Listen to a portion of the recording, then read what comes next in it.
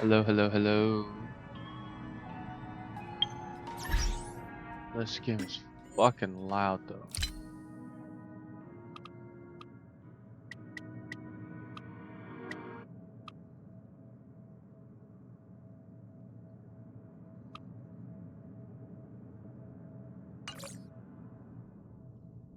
Hello, hello, hello.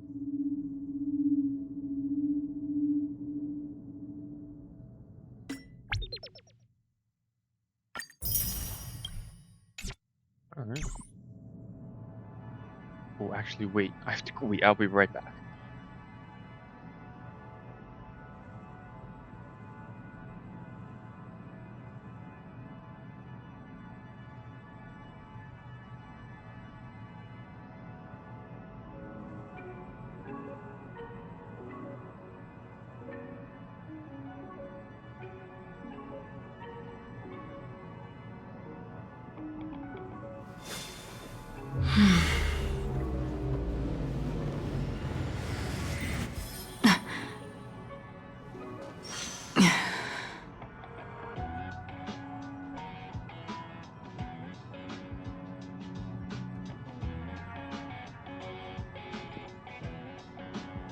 Okay, hello?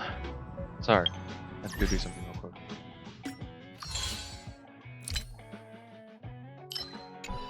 Okay. Story time!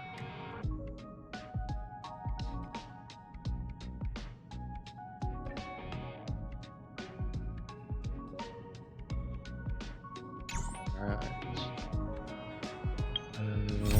Where is it? Where is it? Where is it? Where is it? Oh, you beautiful yellow color. How I've missed you.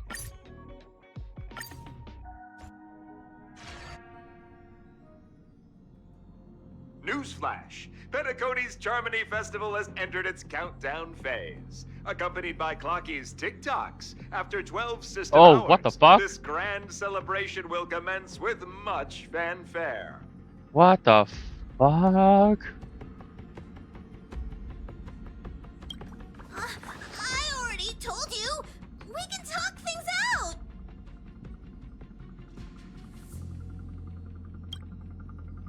I'm sorry, Fluffy.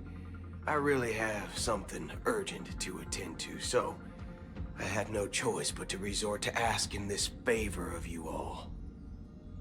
Since you already know what you're doing, I'll also have to remind you of its risks. Hey, partner, what's with the hostility? I thought pulling this thing out was just a way of saying hello. For the last time, state your identity and purpose. My name's Boot Hill, and I'm a Galaxy Ranger. Galaxy Ranger? Hello, Boot Hill. You look like you seen a ghost. Did you think we all went extinct? Well, that's the price you pay for being off-grid for too long. The righteous heroes of the hunt would never hijack the Astral Express. I ain't hijacked anything. What, chatting with someone while holding the gun is considered a hijacking? It probably is. Pardon my frankness, but there are plenty of rumors in the cosmos regarding the Galaxy Ranger's current status, and none of them are pretty stories. I have a hard time believing you. Oh, this is hilarious. The tale that this bunch of fools spin is getting out of hand. There's even a bit about the Galaxy Rangers being turned into gibbons by Dr. Primitive, and they're in some valley screwing around on swings. Of course, I know you won't believe me, which is also why, similarly, I have a hard time believing that you're the real Nameless. See the bullets in this gun? 9mm, an eternal classic. I may need the Astral Express's help right now, but if you're an imposter just like that one, then this bullet might just end up in my head. I can't allow myself to be exposed to danger. That's just the way it goes, so you all have to first prove yourselves, eh? Huh? Where are you going?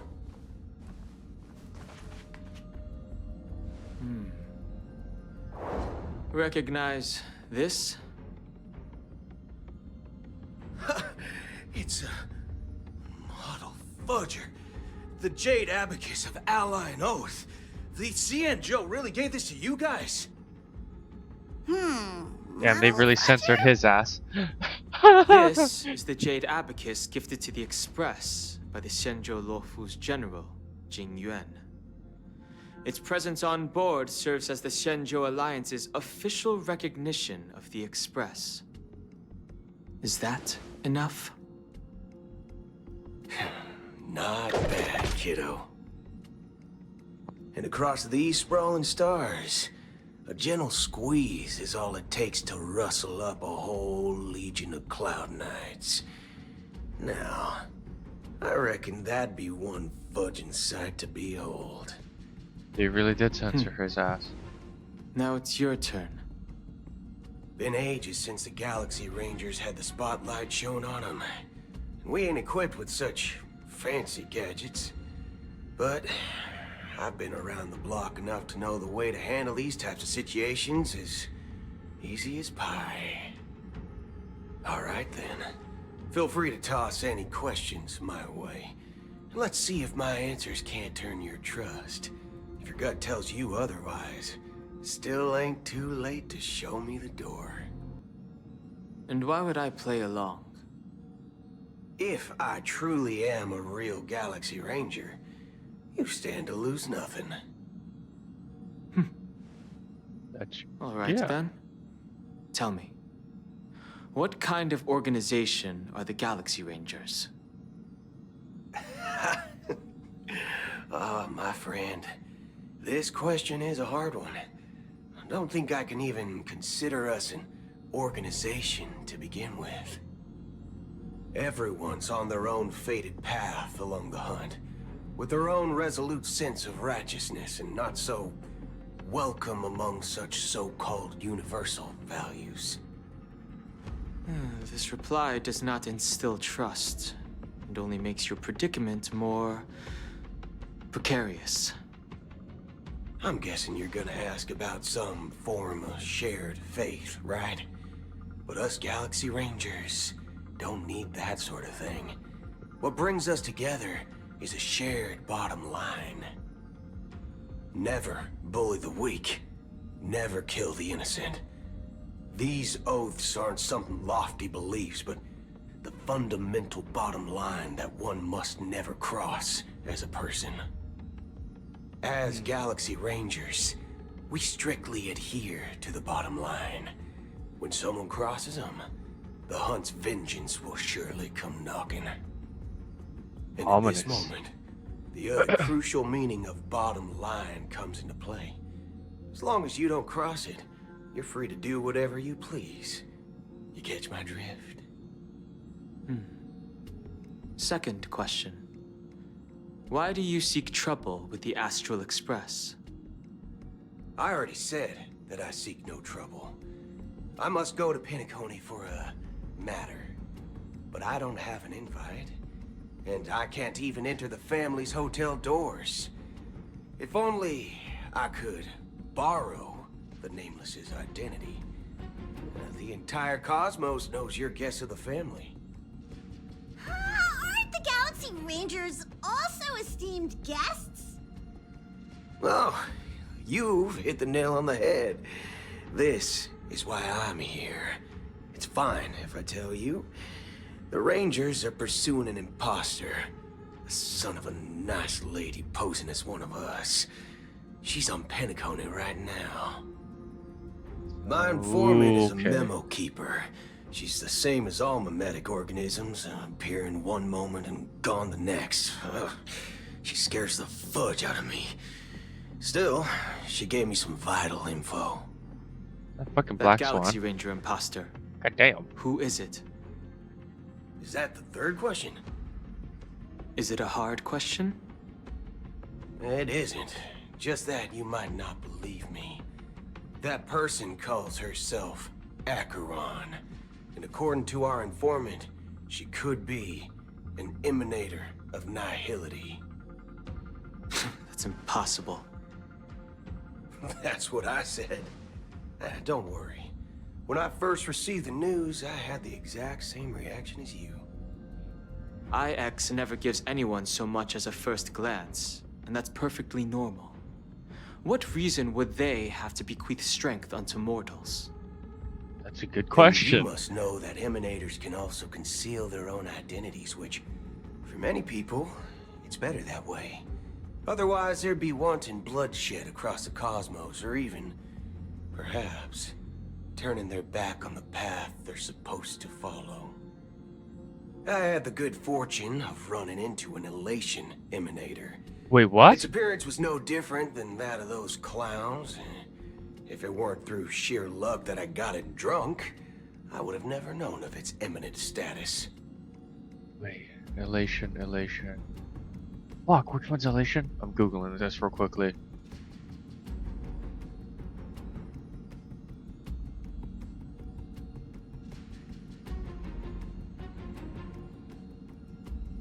Oh, it's those fucking clowns. I mean, that makes sense, actually.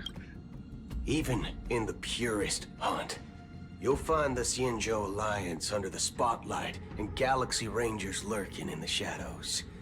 Paths are inevitably concepts created by people and exist in planes beyond our understanding. To reckon that nihility emanators don't exist, well, maybe we just ain't nihilistic enough. So, do you understand now? Your companions are in danger, and it's pretty harrowing. If you don't want to believe me, you'd best send a message to them, but I'd advise you to move fast. We don't know what's happening in the dreamscape or how much of what the memo keeper said is true. So does Black Swan And like that scare her? Acheron, who knows what she intends to do. That is also true. God damn.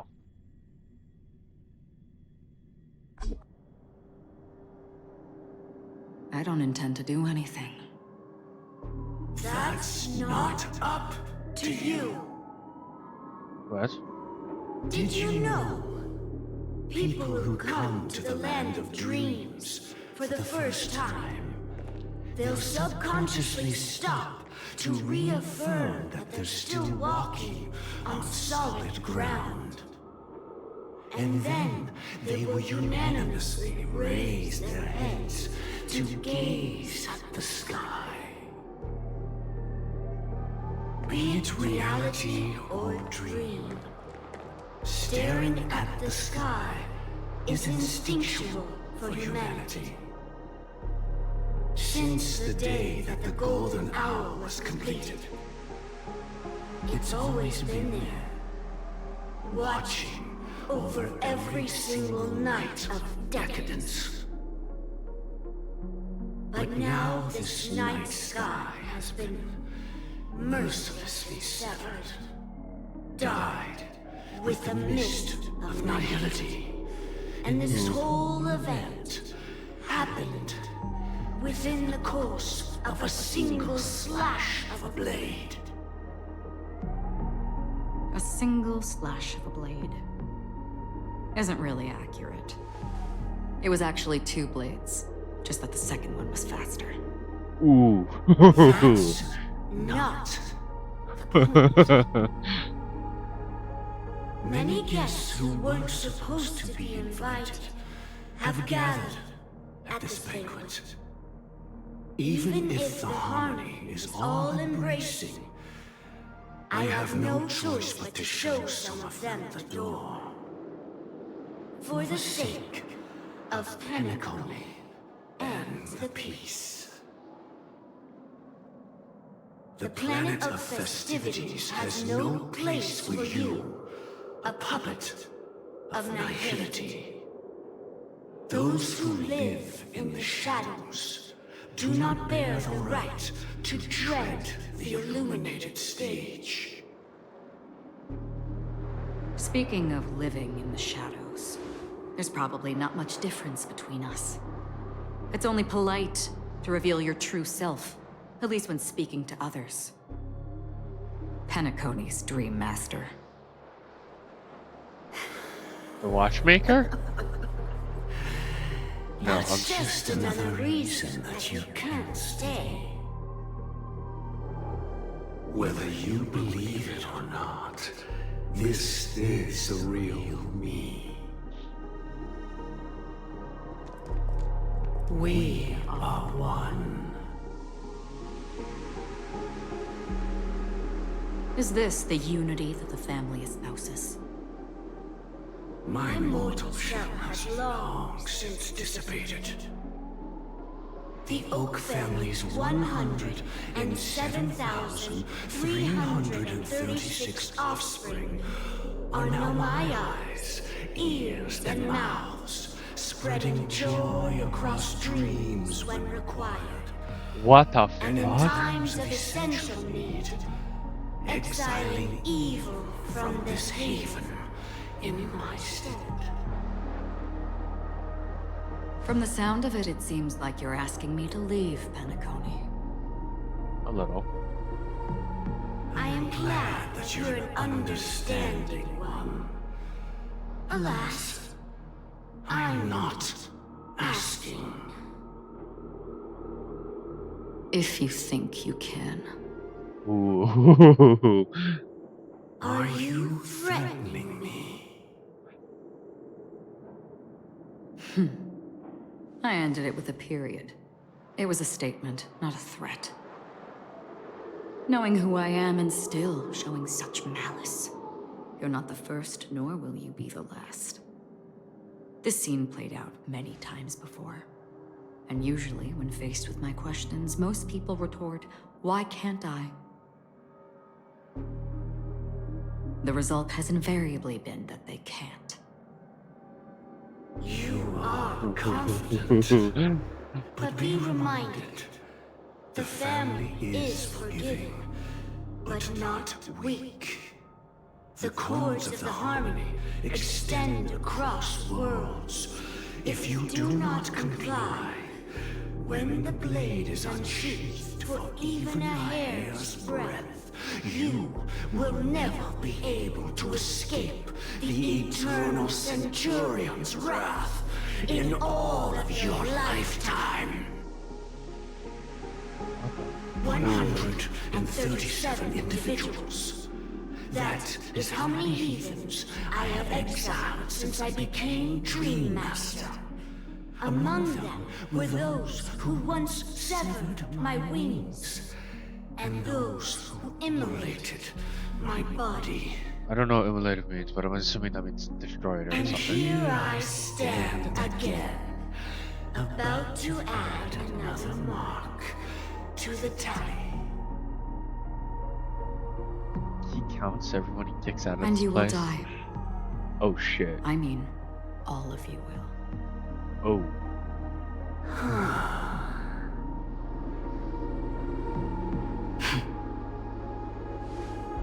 But that won't come to pass. I'll do as you ask. I'll leave. Ah, I want to see her fight. Wise choice. I wasn't aware there was a choice. To you, that surely is the only option. Please bear in mind, you and Penacony are of different worlds. Those born on the far bank cannot seek solace across the river.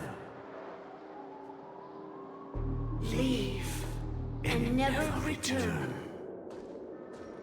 The radiance of the planet of festivities is overwhelmingly bright, luring in tricksters, wrongdoers, and criminals. But even the Harmony itself will never welcome the self-annihilator of Nihility. Ooh, damn. They don't And like that even more ability. so, when this self-annihilator heralds the destruction of everything. Your strength is obviously a gift of the sleeping and shapeless, immeasurable and fathomless, like a tributary spawned from the abyss that brings death and sin to all. Acheron, a befitting name. Take it from someone on the other side of your so-called river. You know better than I do that Penacony has already deviated from the Harmony. Whatever your intentions may be, I foresee only one outcome. Oh shit. Oh.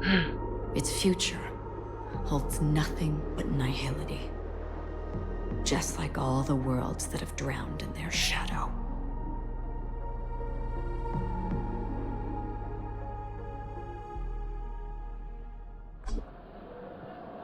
Attention, please. The unusual event that occurred moments ago was due to a technical malfunction at Clock Studios theme park.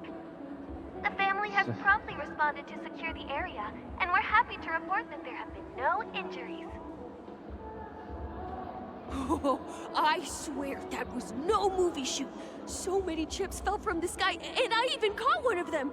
But it vanished in an instant before my very eyes.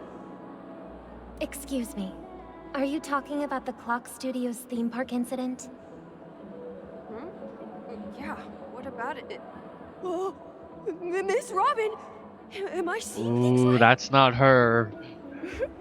No need to worry. I apologize for any inconvenience caused to your delightful dream journey. What you just mentioned about the chips really piqued my interest.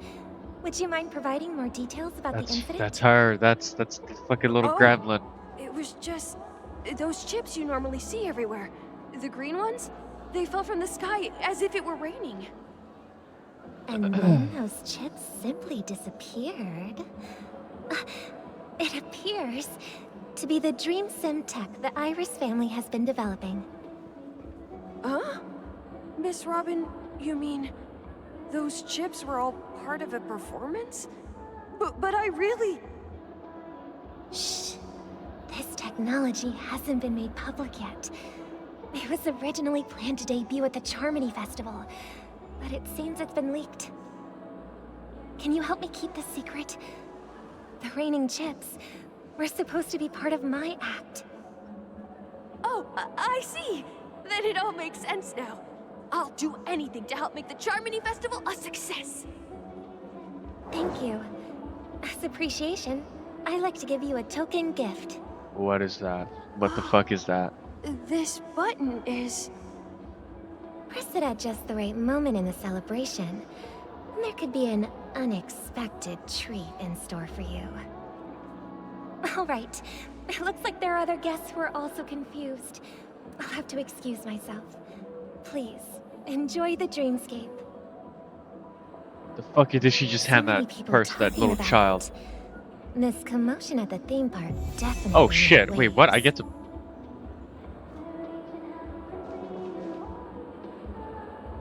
Wait, I get to just play as her?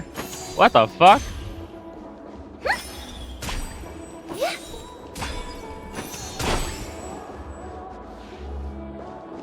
Okay, well this definitely isn't her. This is the little gremlin. The family promised they would protect the guests within the dreamscape, but I witnessed a group of organic life forms making their way to the theme park. And soon after, a rip tore through the sky, and black rain started leaking out of the void. The family needs to provide a reasonable explanation, or I'll take my loved ones and return to reality. I thought the dreamscape was supposed to be a paradise. If it's not, then there's no point staying here. It appears the good sir has seen many great events. And it's true that an uninvited guest has unexpectedly entered the dreamscape. However, their target is not the ordinary guests, but the ambassadors of the IPC. The family will certainly ensure that the safety of the guests is of the highest importance. Miss Robin, I know the Bloodhound family has already sealed off the theme park and has control over the situation, but it won't resolve the problem. The family can try their best to protect their reputation, but as a guest, I don't wish to gamble with my life. But as you can see, sir, no innocent bystanders were affected in this incident. Perhaps the dreamscape is not as perfect as promised, but there's no place safer than dreams under the family's rule. I believe you know this better than I do. If this incident happened in real life, how many people would be able to walk away from it? I could stay here, but keep in mind, guests come to Penacony to enjoy the dreamscapes. They do not wish to be entangled in a conflict between the family and the IPC, so let's not have any more unnecessary incidents. Of course. With the Charmony Festival about to commence, we will spare no effort in our preparations. Rest assured. To express our apologies, the family has arranged this gift for the guests. Thank you for understanding.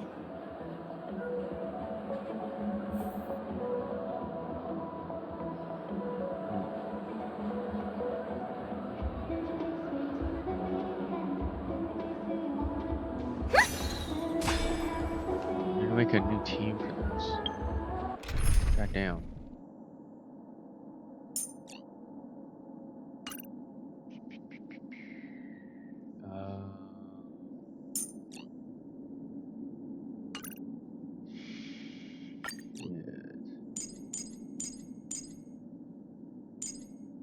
Well, I do it like this.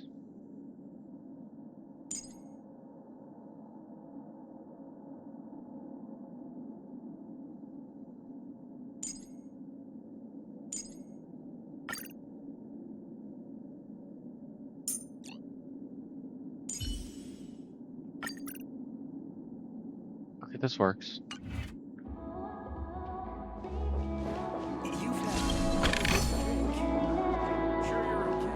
Let the show begin.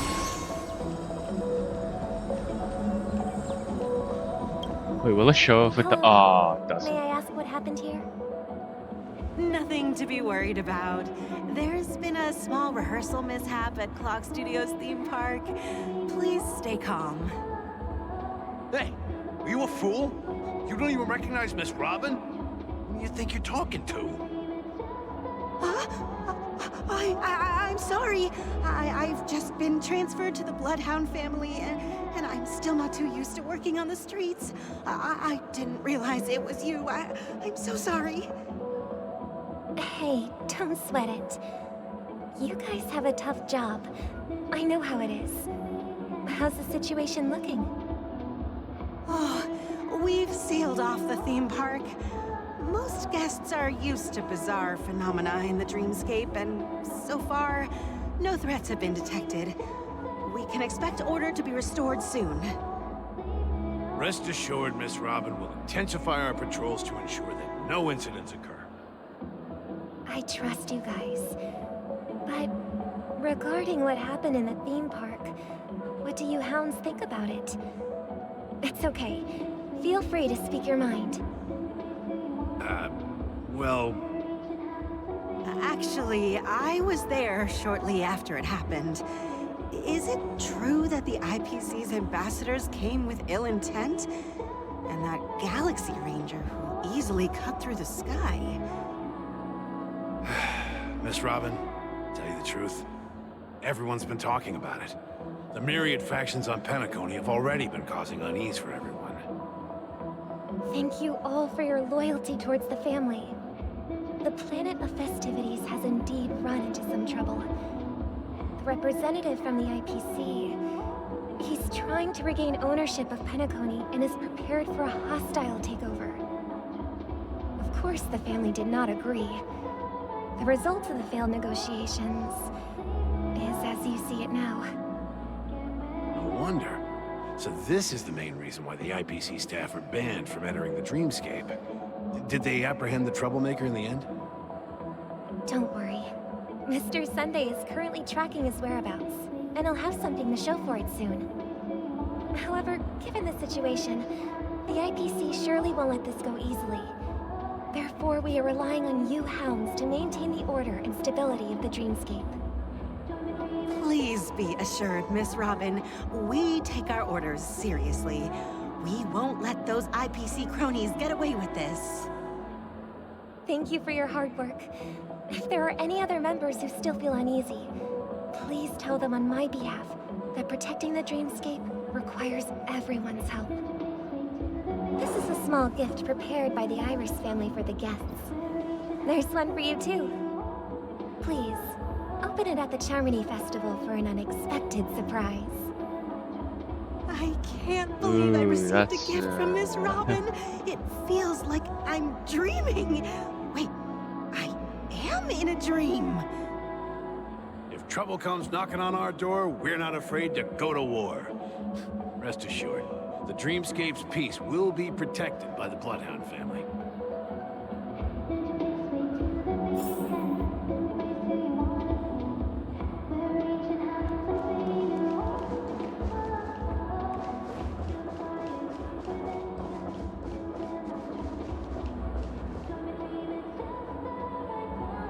I thought she did the fucking...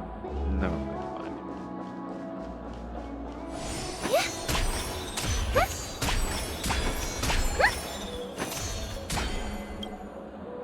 Miss Robin? That's the renowned cosmic superstar, Miss Robin! I didn't expect to meet a fan here. I'm honored. Welcome to Penacony, a world filled with wonderful dreams. I can't believe I'm actually meeting the real Robin! Shouldn't you be preparing for the Charmony Festival? Preparation is important, but the ceremony is fundamentally about sharing the Great One's harmony with everyone. If there's a chance to sing with everyone, I will not refuse. Regarding the recent mishap, I understand it negatively impacted some of our guests. As a member of the family, it's only right for me to come forward and offer my apologies to everyone. But, are you sure it was actually a mishap? Everyone saw those chips descending like rain and the red light tearing through the sky. Claiming it was merely special effects seems a bit far-fetched. Plus, I met that generous gentleman. He looked really out of it and kept talking to himself. Is this also part of the performance? Everyone, please do not panic. I believe that the family will give everyone a satisfactory answer in due time. Even if you say so, Miss Robin, it's hard to believe. Some people just never listen, do they? It's never ending. It just goes on and on. I'm getting really tired of this. Miss Robin? Still, I suppose I should keep on helping everyone. I am the epitome of joy, kindness, and goodness, after all. Huh? What was I just doing? And, who might you be, miss? Here, take this, little guest. This gift has been specially prepared for you by the Did she just fucking wipe his mind? Make sure to take good care of it until the opening of the Charmony Festival. Then, when the show reaches its climax, press the button together with the others around you. You never know. Something very exciting might happen.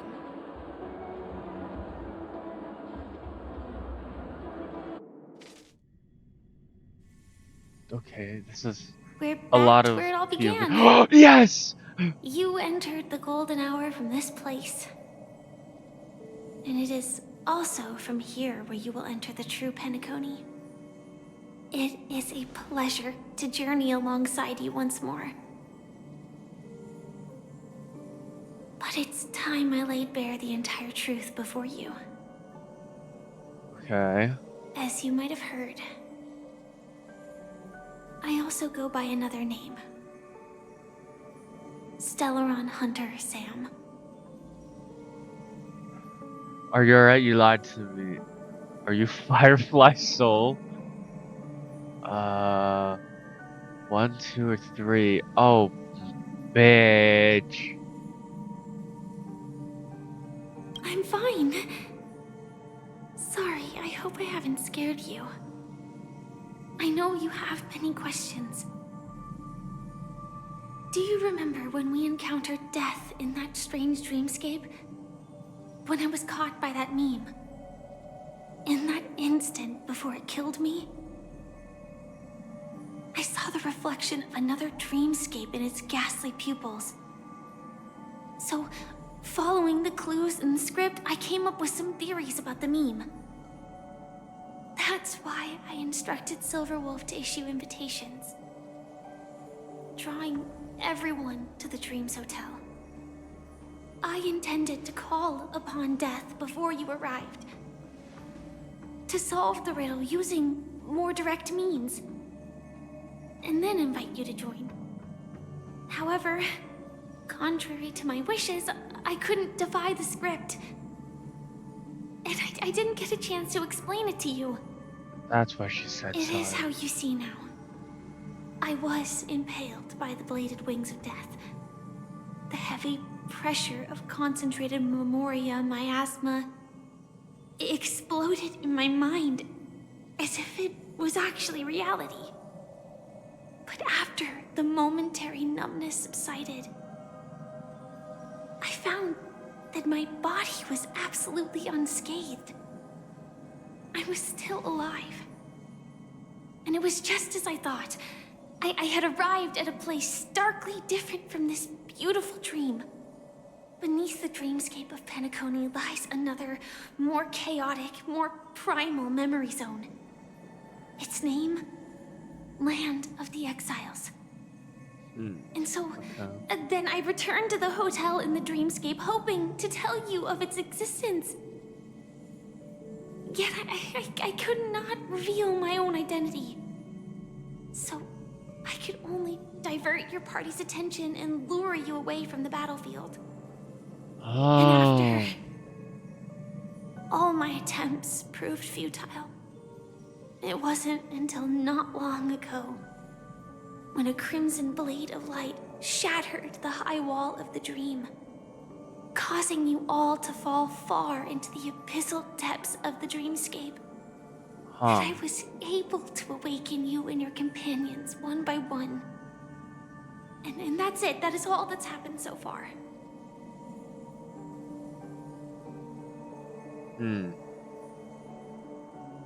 Oh, why are you here?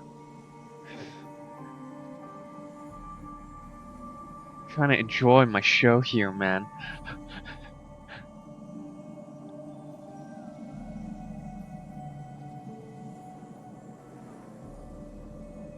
Anyways. I know it's tough to believe all this without reservations. I just want to say, you are very close to the final answer. Just one more thing needs to be done. And then I can prove it to you. Now, let's leave this place. Please close your eyes. Take a deep breath and visualize the dreamscape's outline in your heart. And remember, you must not open your eyes at all times.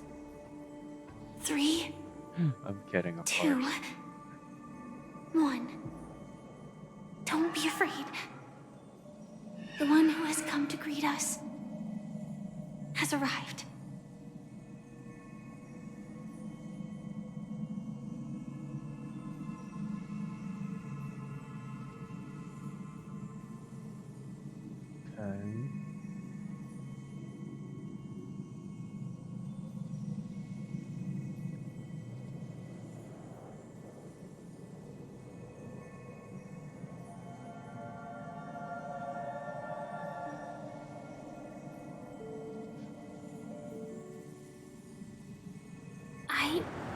never knew you could do What the this. fuck?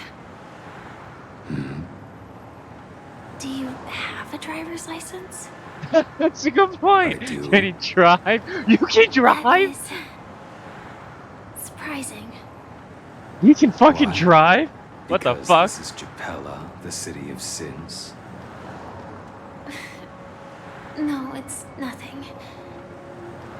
I'm just thinking that you haven't slept in 20 system hours. Are you sure you're okay? I'm fine. I'll survive. Same goes for you. Wow, I'm Blake not is so too sure about nice. Why is he so nice? Slow down a bit. Infiltration is over. Feel free to activate Sam anytime you like. There's still some time before the next part of the script unfolds. Let me stay a little longer in this body.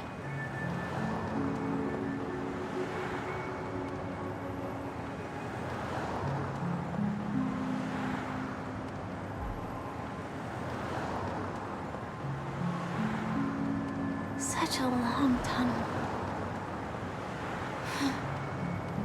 Didn't feel this long when I set off. In half a system hour, it will lead us to Kafka. And then comes the downfall of the Japella Brotherhood. Is that also part of the script? It's in your script too. Sorry.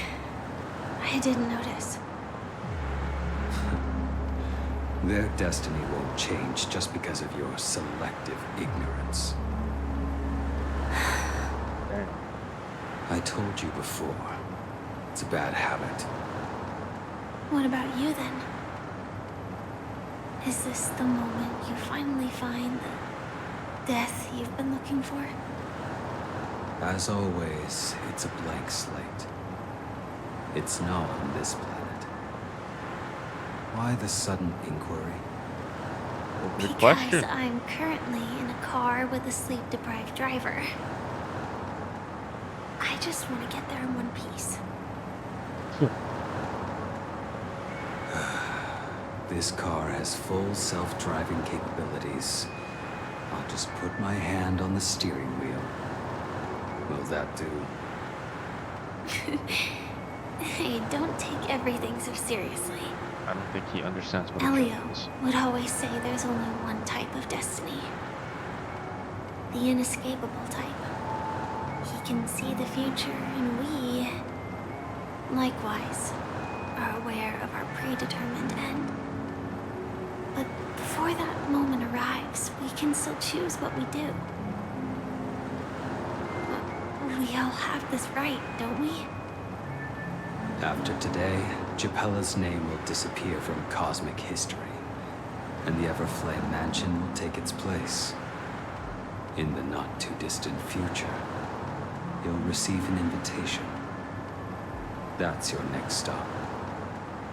Land of the Dreams. Penacony.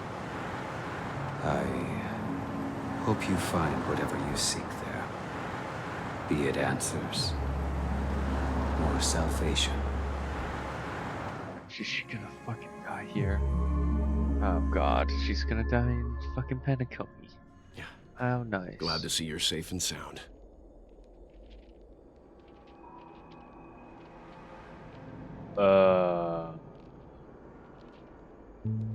Close your eyes. This is the answer. Isn't it incredible? The monster that we have always known as Death is actually the guardian of the land of the exiles.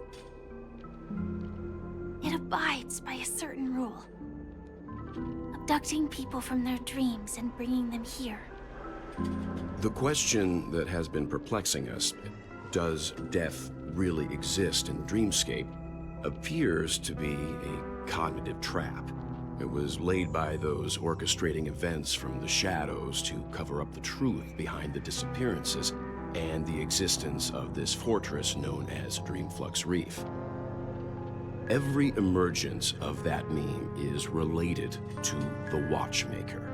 Since Dreamflux Reef is where it brings its captives, it's likely that many of Why is our Miles here? long-standing questions will be answered in this place. The atmosphere here is starkly different from the beautiful dream. There are no regulators here like the family. And they all look like they're mildly dazed. But from the whispers of the residents, I've heard a familiar name. Gallagher. It's that man again. Always in the right place at the right time. Though that does save us the trouble of looking for him. Himiko and March have already made a move. Get ready. We're about to set off. Fuck, I don't even remember what happened. What happened? The real What the fuck? dreamscape, the land of the exiles. Before we go, should we speak to everyone first? I'm really sorry for waiting until now to tell you everything.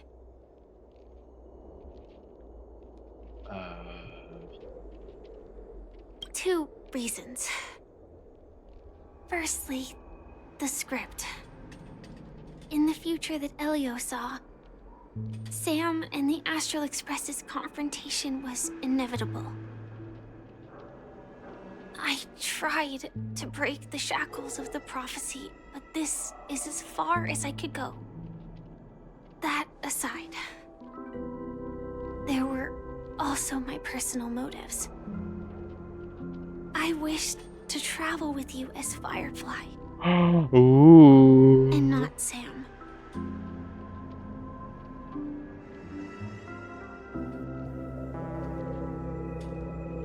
Oh, do I? Oh my god. Do I? Oh, yeah. Did I make her feel bad?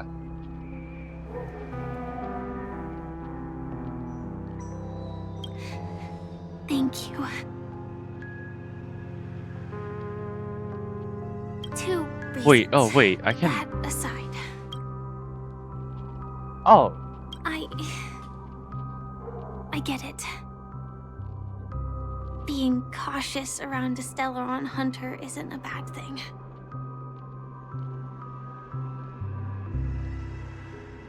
Elio only gave me one instruction. Allow the Astral Express to pursue the Grand Legacy. It means that the Watchmaker's legacy holds great significance to trailblazing.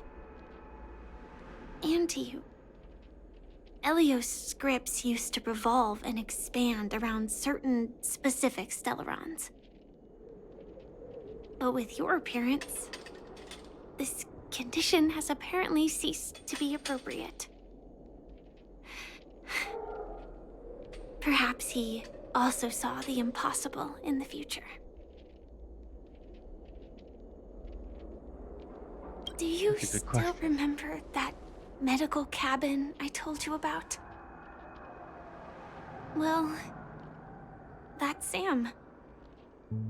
It belongs to the Iron Cavalry of Glamoth's Firmament Frontline. what the A fuck? Firefly Type 4 Tactical Heavy Assault Mech. It is the cradle of my vitality. And the meaning of my birth. And for the longest time it was... how I should have Damn. looked to the rest of the world.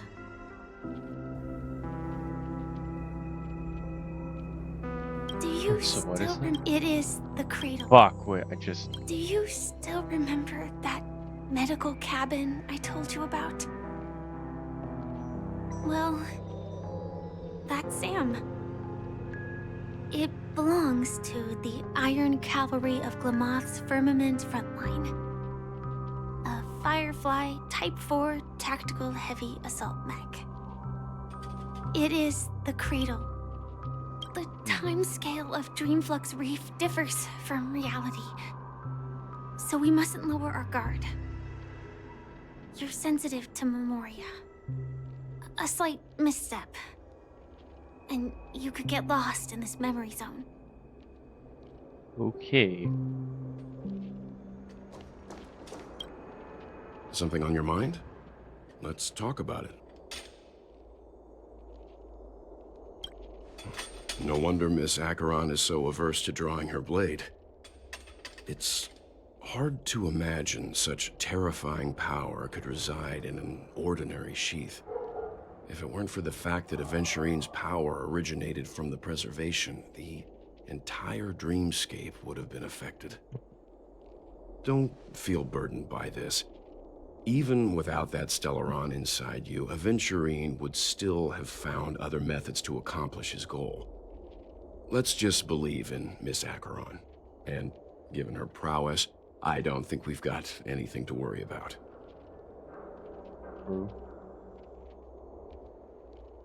During your investigation, he shared a vital piece of information. Mikhail, the former watchmaker who collaborated with the family to construct the Penacony we're familiar with today, had a falling out with the family for specific reasons. But this is precisely where the problem lies. You were clearly investigating a murder, so then why, as a security officer, is he changing the subject to talk about his past with the watchmaker? And now, with Firefly mentioning his name again, it's hard not to be suspicious. Before we found you, she'd already revealed her Stellaron hunter identity and shared a lot of information. Who would have thought that the Molten Knight's true identity was actually a young girl? For her, this is a secret that she cannot allow others to know. That being the case, I think we can believe she's willing to cooperate. But she didn't reveal all her secrets. I just can't shake the feeling that her situation is different from that of the typical dreamer. And I hope that doesn't lead to any dangerous predicaments. I hope you've regained a little composure. We'll move out when you're ready. And a lot has happened to the Trailblazer. Oh yeah, this.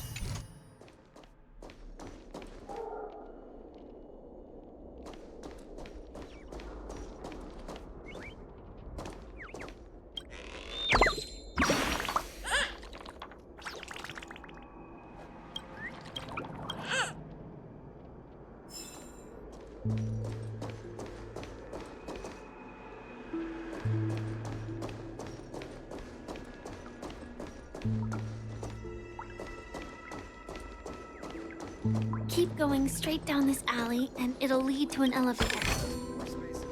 It'll take us to the center of the land of the exiles.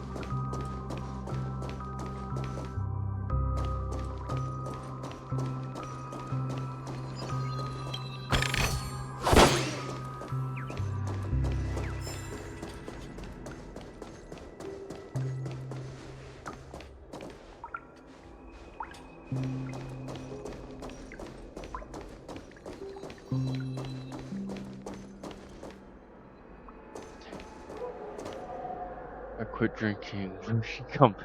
Bro, what is that? That's kind of sad.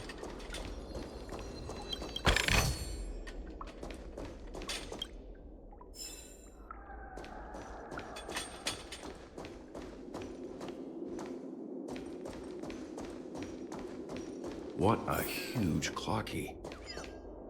Looks like the watchmaker also left his mark on Dreamflux Reef.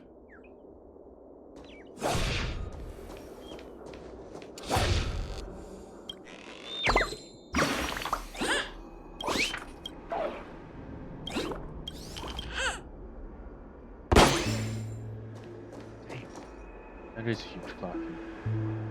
Sheet. Let's look at all the collectibles.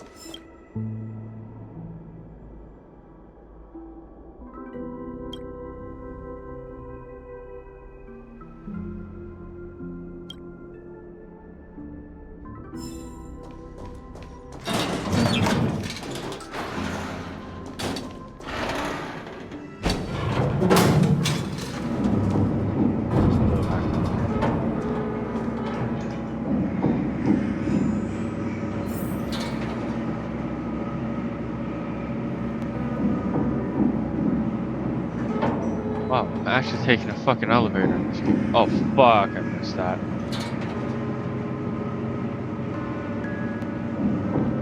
Wow.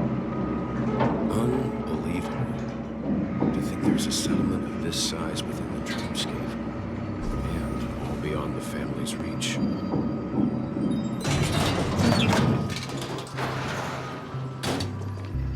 The atmosphere in this fortress is pretty different from that in the beautiful dream. When I first saw it, I was in awe too. The sky here, it's like a reflection of the 12 dreamscapes. What's even more bizarre is that this place is also separated into trade and residential areas. The layout may be simple, but the facilities are very comprehensive. It seems that there are quite a number of people living here. Though both dreamscapes have distinct styles, the architectural designs are quite similar. Works of the same hand, perhaps. Hard not to speculate on the connection. But there's no point in overthinking things. Let's meet up with Himiko and the others first. Take a right turn at the end of this road and you'll reach the trade district. There are more people there. And perhaps someone knows where she is. Not coming with us? The Astral Express likely needs room for some internal deliberation. In the meantime, I'll try and locate Gallagher. Sure. Let's reconnect later. Letting her go was the right decision. Further observations are needed before we decide whether to trust her. But first, there's someone I need to talk to. Let's go. I'm sure you've already noticed him.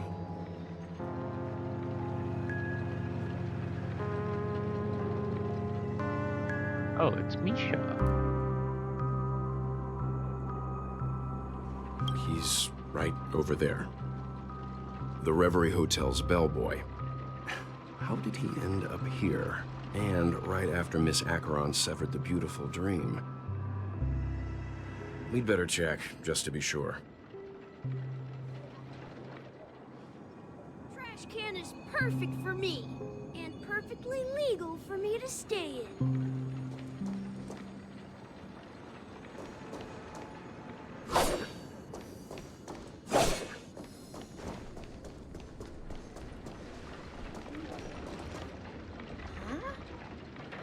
The guest from before. We meet again! And a new friend. Forgot to introduce myself. I'm the hotel's bellboy, Misha. Hello, Misha. I'm Welt. We met in a dream. Oh. And who might this be? Wait, Welt can see him? Old friend and new friend. Let's high five. Wait, Welt can see him? Your, memory zone mean? Nope. Clocky is a good friend of mine. We all live here. How did you two get here? This dreamscape isn't supposed to be open to the public. I wonder if it has something to do with Sleepy. So, this is your home? Yep. After my work in the beautiful dream ends, I'll go back home. Commuting used to be more convenient, but ever since travel became cumbersome, Sleepy started ferrying people back and forth between the two dreamscapes. This Sleepy, can you describe what it looks like? Sleepy is a memory zone meme. Looks fierce and has many eyes. But it's actually really well behaved. Gallagher's been taking care of it.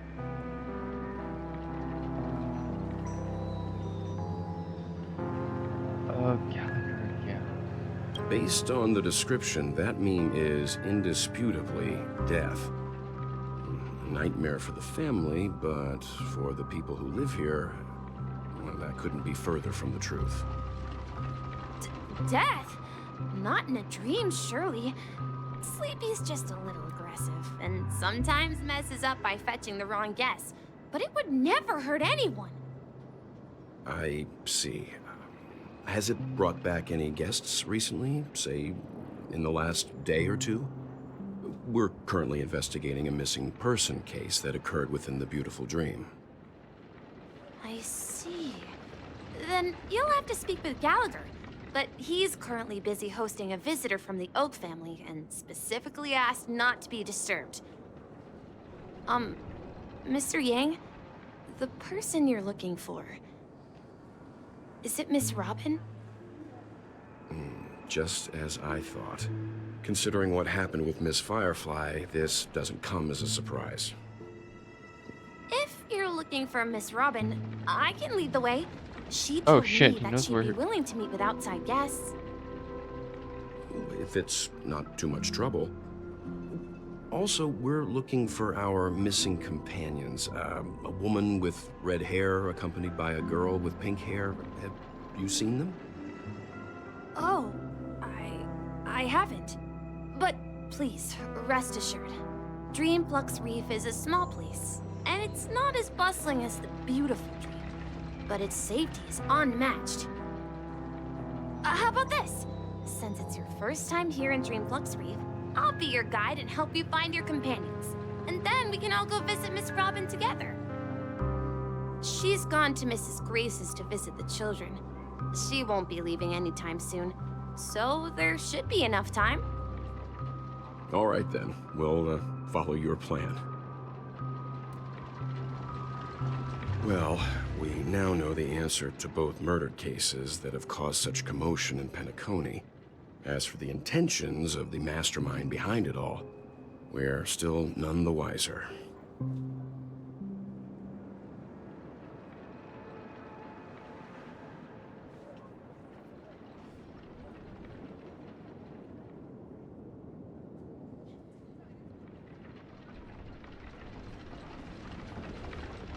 Yes, that's my thinking as well. I'm not entirely certain, but we still have to find him one way or another. Say, you mentioned before that you saw Clocky that only you could see, right?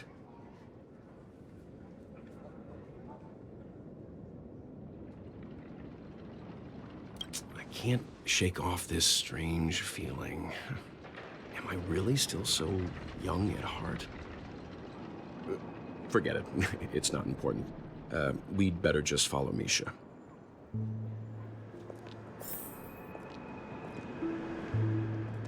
Mr. Welt is so pure. Stream 4. Lean bold. That's funny. Oh, what a pure soul he is. Everyone, look! What the fuck is that? You can see the most spectacular view of Dreamflux Reef. That's the reef? Black hole? An accretion disk formed from consolidated memoria? Was Dreamflux Reef built on such unstable memoria? Oh, so Mr. Yang is also versed in memoria dynamics. I was just trying to figure out how to explain this huge hole to everyone. I bet you guys have a lot in common with Miss Kami. Who?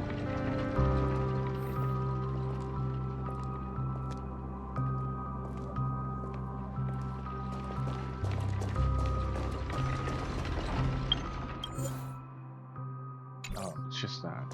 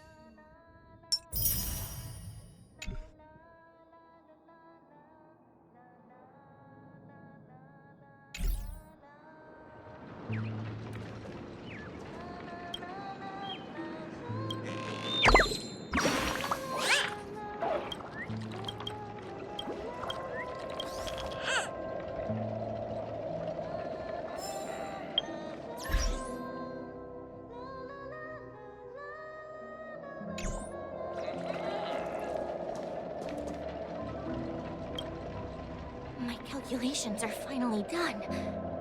In another 10 system hours, the above dream will swallow the dream below. My hypothesis was correct. This place will cease to exist as the dream devours everything. Excuse me? Who are you all, and why haven't you left yet? This place is about to disappear. I'm Kami, a dreamscape surveyor specializing in Memoria dynamics, and this is my life's work that I'm researching. See that huge gaping hole? It was just a narrow rift many years ago, but now it's grown into a giant hole. The surrounding Memoria has been flowing towards the other end of the hole at a constant velocity, slowly but surely. But the scary part is, according to my calculations, the flow rate of Memoria has recently changed, and it's faster than ever before. It's almost as if something is sucking it in from the other side. By constantly improving upon Madame Rosalina's Memoria measurement method, I've finally obtained accurate results. After 10 system hours, the Dreamflux Reef will cease to exist. Just like the melting of glaciers, everything will crumble and disintegrate. The dreams on that side of the void will fuse into one. That's not good. Please don't worry. This sort of thing has happened many times before. Miss Kami isn't a bad person. She's just a bit lost Crazy. in her own world. Crazy. She'll probably realize she's wrong soon enough. You don't say. There was something else that piqued my interest. Who is Madame Rosalina? Oh, do you know her too? Or are you also a fan of Memoria dynamics? We're very interested in Madame Rosalina's achievements. Could you tell us a little more about them? Why, of course! She's an excellent scholar of Memoria dynamics, and the first person to apply Memoria rate measurement methodology on interstellar travelers.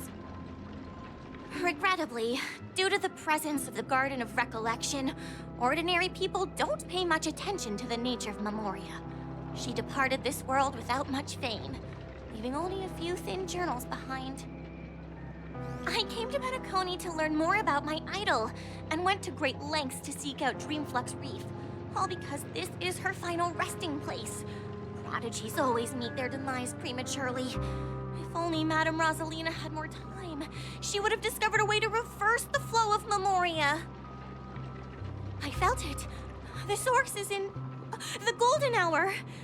There is a certain anomalous presence stirring the currents of the memory zone. I must uncover more concrete proof. I must convince everyone. Does the name Madame Rosalina sound familiar to you?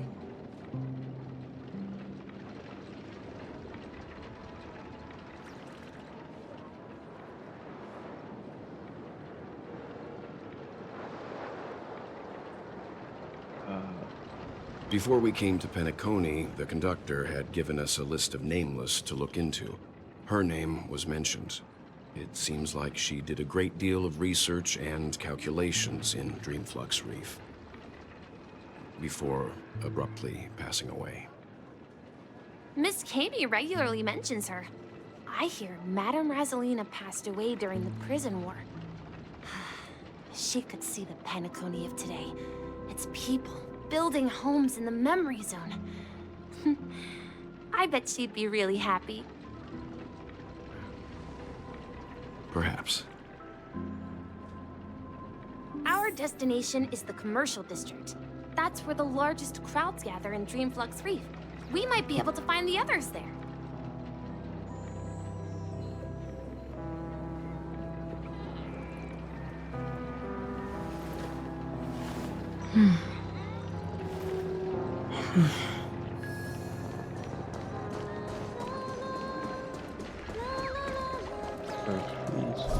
Oh, hey, it's Mark.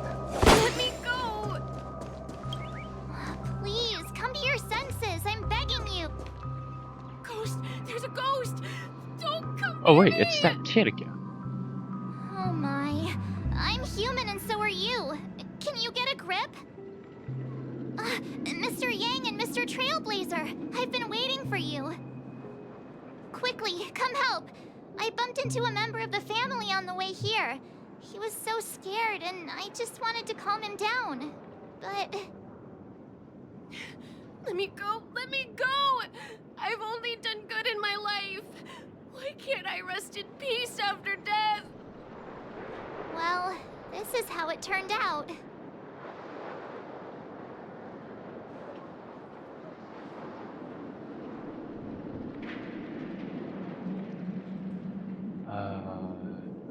Paris. Ghost of the Dream Slugs Reef. Ha ha, you're a regular comedian. He thinks he's dead. Although, when I first fell in, I also thought the same. Dear guest, this is not the afterlife. This is Dreamflux Reef. That's right. Did you hear that? Repeat after me. Dreamflux Reef. You're talking to someone invisible. If I'm not dead, what am I? I shouldn't have pushed my luck and tried sleeping in my dream. Curiosity kills the Papeshi.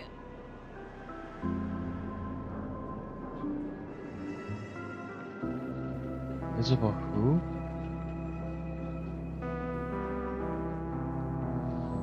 Stop asking!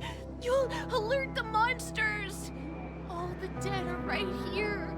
All of them! You're not talking about the Memory Zone meme, are you? Don't say that name! It's all your fault. They're coming! Wait, what?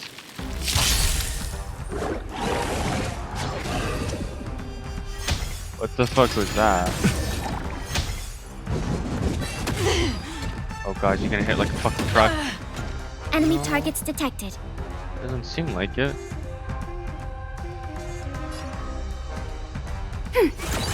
What do you want to know? Ill tidings manifest. Destined for oblivion. I weep for the departed. It too shall fall.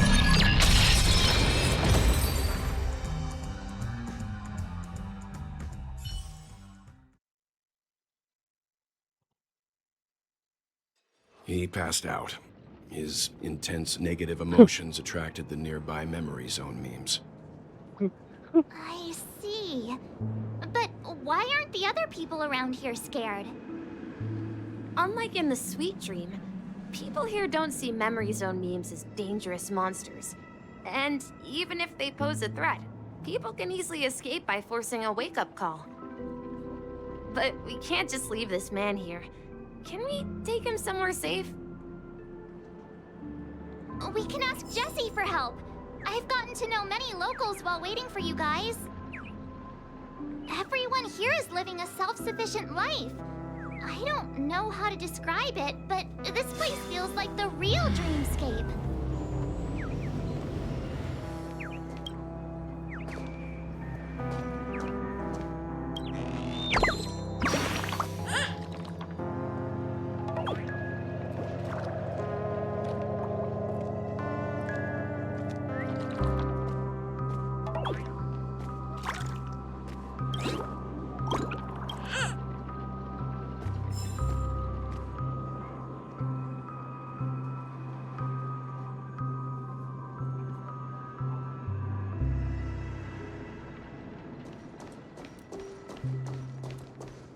I remember when this place was all hustling and bustling.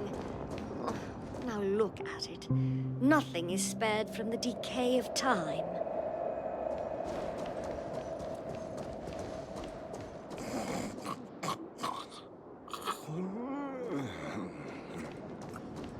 No! At this rate, the family will be done for! Done for!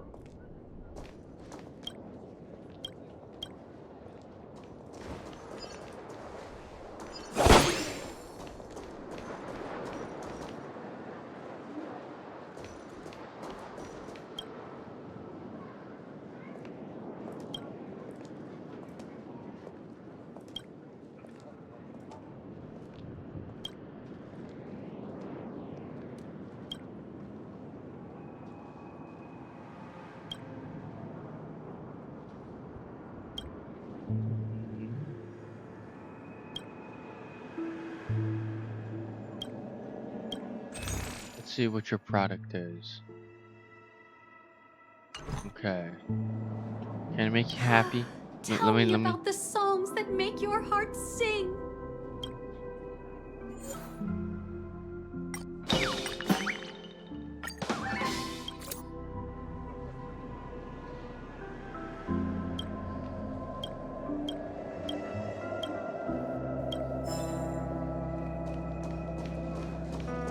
I knew you couldn't hold your liquor. Tried to warn you too.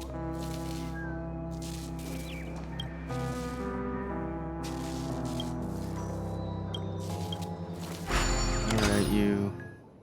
Time's to wake up. Holy fuck.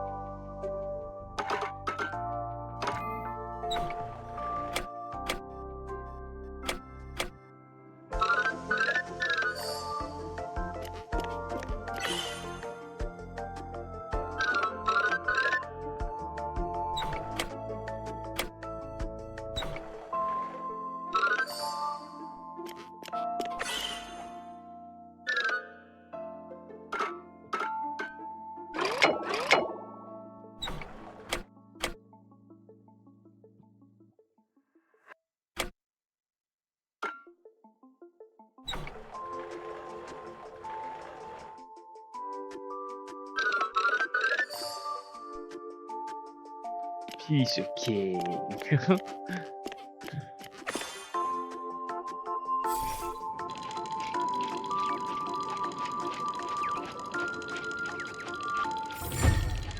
Yay.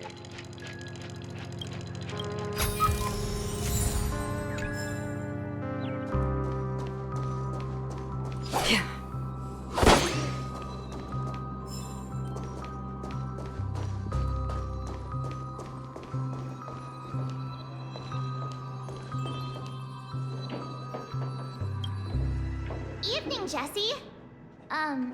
Is it evening? Welcome, Miss March. Who might these be? These two are my friends.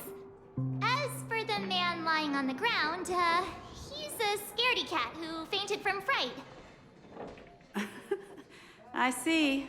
Another poor guy who accidentally ended up here. I'll take care of him. There have been a lot of new faces lately. Things must be tough in the beautiful dream. The few remaining havens of freedom in Asdana will soon face trouble. Do such things often happen here? Not really, but they're becoming more frequent now. Guess it's one of the signs of the Sweet Dreams collapse. This man has had quite the shock. Could you help me find a Halovian lady, March? Her songs can heal mental wounds. A Halovian lady? That must be Robin. She's also here in Dreamflux Reef. Huh? Robin? But I thought she... Oh, right. If Firefly is here safe and sound, then it means Robin must be okay too. Misha is about to take us to her to find out what happened. But before that, let's meet up with Himiko. You were with her earlier, right? We met some stowaways in the residential area. Most of them came from neighboring star systems. I heard that places like Dreamflux Reef are scattered throughout the memory zone of Asdana, like islands in the ocean. They existed before the family arrived. I also heard that when Dreamflux Reef took shape, it was the center of all dreamscapes in Penacony. If that's true, it's no wonder there are so many similarities between this place and the Sweet Dream. Himiko must be gathering information. Let's hurry up and get going.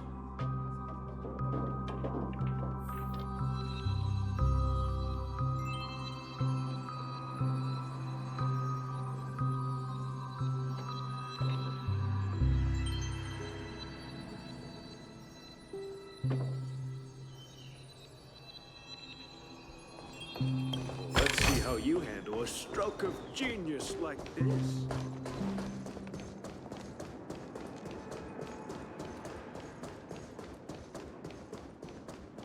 Was she always there? Let's have a toast to dreams. This is where we split up. She can't be too far away. So that's how it is. I never imagined we'd gather the remaining Whoa, details who's here. this? To borrow Gallagher's catchphrase, what an unpredictable twist of fate. Himeko, here they are. Ah, perfect timing. Now that everyone's here, I'd like to introduce everyone to Micah, who's partly in charge of the Land of the Exiles. Micah, these are my companions. It's a pleasure to meet the Nameless. You know us? I've been keeping an eye on you since the day you arrived in Penacony. We would have met under more appropriate circumstances if Dreamflux Reef hadn't been isolated from the 12 Dreamscapes. Please, allow me to formally introduce myself. I'm Micah, the Gravekeeper of Dreamflux Reef. Gravekeeper? Life in Dreamflux Reef is pretty liberating. Everyone here mostly keeps to themselves, without meddling in others' affairs. My daily task involves cleaning a few tombstones. You're too modest, Micah. When lost dream chasers stumble upon this place, you're the one who takes care of them, guiding them back to the sweet dream, or showing them how to survive the wild dream chaos. So, guardian of sorts. Were you talking to me, Mr. Yang?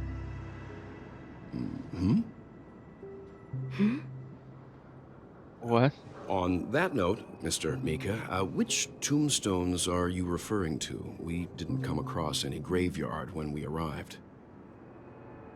They're actually just symbolic stones. But since you're curious, Mr. Yang, I'll take you there. I have a feeling you might find something of interest there. But before that, you have an important guest joining you. Who's joining? An important guest? Who could it be? That's This way, exactly what I please. wonder. The roads here in Dreamflux Reef are a bit run down, so watch your step.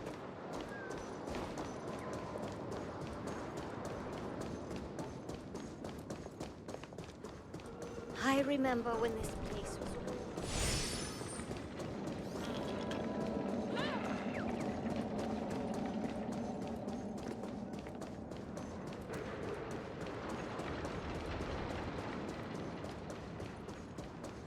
There she is. It really is her! Miss Robin! Is that really her, or is that... Everyone sang so wonderfully. It's not often that I tried this music style, but I've gained some valuable insights from it. Oh, I can't thank you enough, Robin. Well, these kids have made incredible progress in only a few days. It was nothing, Grace. I merely taught them how to sing. It was you who brought hope into their lives. Life must be quite difficult for them in reality, I imagine. That's right. Whenever it's time to say goodbye to these kids, they're reluctant to leave. But I've explored every corner of Dreamflux Reef, talked to everyone I met, and they all told me the same thing. This shattered dream is not worth clinging to. It seems you truly are a child of the Harmony. Emma and Andy are orphans I took under my wing. Carol there, with her blind eyes, used to work at a nutrition center in the outer ring of Penacony. And as for Gary, he's been living with autism since he was a child. They're not old enough to enter the sweet dream managed by the family. If we compare people to birds, these kids are like fledglings with impaired wings. But in this dream, well, they can fly freely. Even if they stumble along the way, well, they're still relying on their own strength. And me, an old lady with no legs. Well, without this dream, I couldn't even walk toward them. I'm glad that you found a new life here in Penacony. It's just... Don't worry, Robin. Dreams have their significance, but they aren't everything. Both the children and I understand this. No matter how long we fly through this dream, we will one day return to reality. But you know what? Emma and Gary aren't plagued by their insecurities anymore. No, and Carol is learning how to cope with her blindness. And Andy is livelier than ever. Well, even I've become more optimistic. You see, in dreams, we learn how to live. Once we return to reality, we learn how to survive. And should our feathers be damaged, then we share our wings with one another. There's no need to covet an illusory sky in dreams, because we have the right and the ability to fly towards a broader horizon. It's a relief to see you safe and sound, Miss Robin. It's nice to see you all again, Astral Express crew. I heard my disappearance caused quite the commotion out there. I'm really sorry about that. Since you're here, can we assume that you're fully aware of the situation in Penacony? Ever since I returned to Penacony, my voice started to change, until it gradually faded away. At first, I thought it was a temporary ailment, perhaps due to having been away too long. I thought maybe it just takes some time for my body to acclimate to the high concentration of Memoria and Asdana. But now it seems the root of the problem goes way beyond me. There are elements around me that don't align with the harmony. And losing my voice is just one of the signs of the Sweet Dreams collapse. The Sweet Dreams collapse. That memo keeper mentioned the same thing.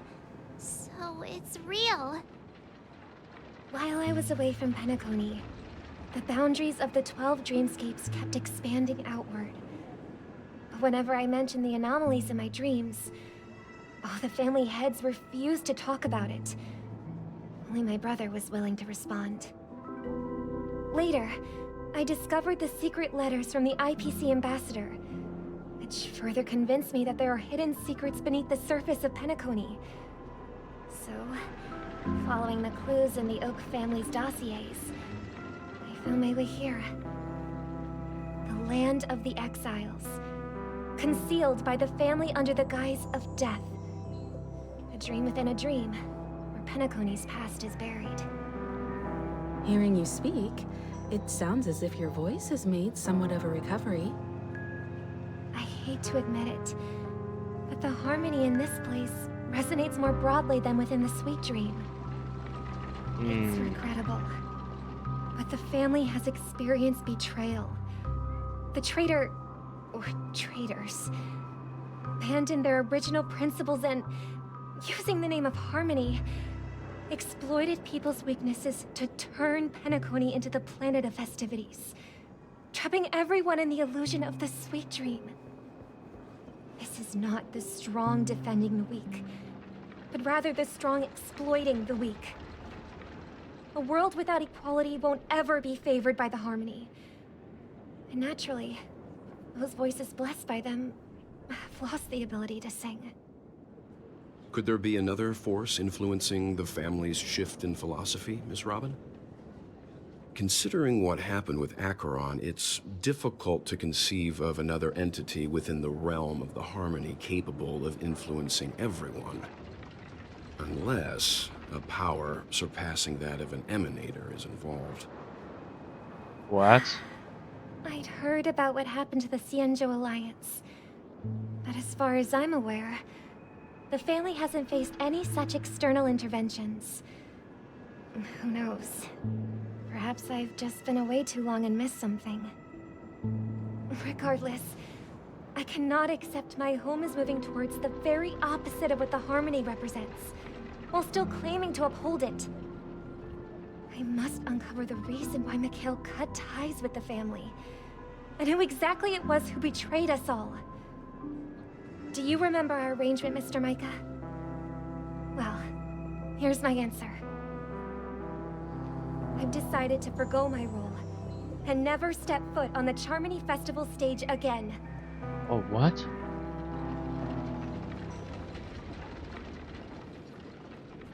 Look here, brother. A little bird. Looks like a fledgling Charmony dove. But Charmony doves don't live here. So how did this little bird get here? Maybe its parents abandoned it? It looks weak and frail. Why don't we find something soft and make a nest for it? This place is too dangerous for a fledgling. Let's take it with us. We can put it on the wooden shelf in front of your window. Okay. A bird like that must have a beautiful singing voice. But where will it live? I'll ask the family head to build a cage for it. A cage? Then it won't have the freedom to fly, right? Let's see. What is it that has captured the attention of the two best interpreters of the Great One? To the point that they've forgotten how to enjoy their dessert. Oh, poor little thing. Doesn't look like it's doing well. Do you want to rescue it? I do. But I don't want to lock it up in a cage. Why? Even if it's small and not fully feathered and can't sing, it didn't come into this world just to be locked up in a cage. Birds. They should be flying free in the sky. That's quite the romantic idea. And what about you, a young scholar? Do you agree with your sister? I think she's right. But if we leave it out in the wild, it won't survive for more than a few days at best. Ah, I see. It seems our little scholar is still a bit unsure. Well, let me tell you youngsters a story. As you probably know, Charmony doves can fly through the air. When they fly really high, the friction caused by the flapping of their feathers against the atmosphere creates amazing lights, so that they look like shooting stars. We've seen this spectacle so many times that we think it's just something they can naturally do. But that's not the truth. Their radiant display is the result of countless struggles against nature over generations. Their ancestors were too weak to survive on the ground, so to escape predators, they started seeking new opportunities in the air. After countless attempts by many generations, one of them finally figured out how to fly. It soared into the sky and never looked back at the ground again. So, you mean birds aren't born to fly, but they find a way to do it through their determination, right? Well, that's an idealistic way of putting it. So, what are your thoughts, Sunday? I think people believe birds are meant to fly because they've never seen those birds crashing to their death. That's an interesting perspective. So, have you decided what to do with the bird now? For now, I'll keep it in a cage until it can take care of itself because I want it to live, no matter what. Well said, kids. It seems each of you has found your own answer. Your insights are truly remarkable. And I hope they come true in their own way. We will take good care of it. Won't we, brother? Yeah. But, Mr. Gopherwood, there's one thing I don't quite understand. And what might that be, my son? What if this little Charmony dove never learns to fly in the end? I mean, if there are fledglings in this world that can never fly throughout their lives,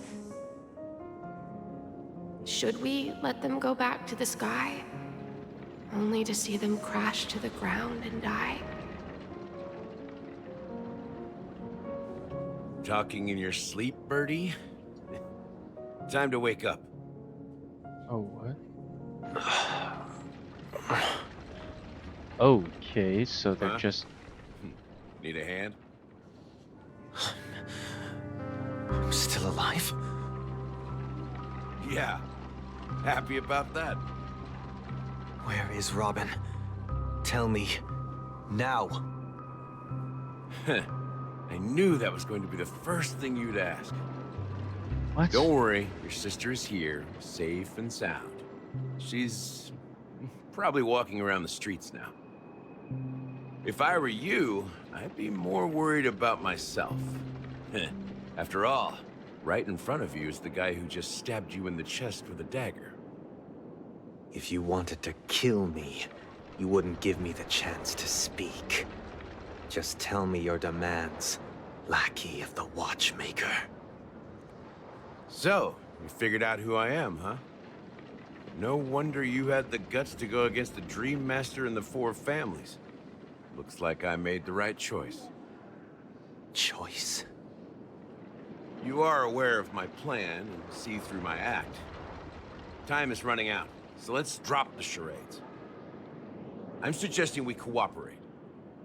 Cooperate? What makes you think I'd cooperate with you? The fact that the famous Robin has chosen my side. Plus, some clues about a traitor and a bright future for Penacony.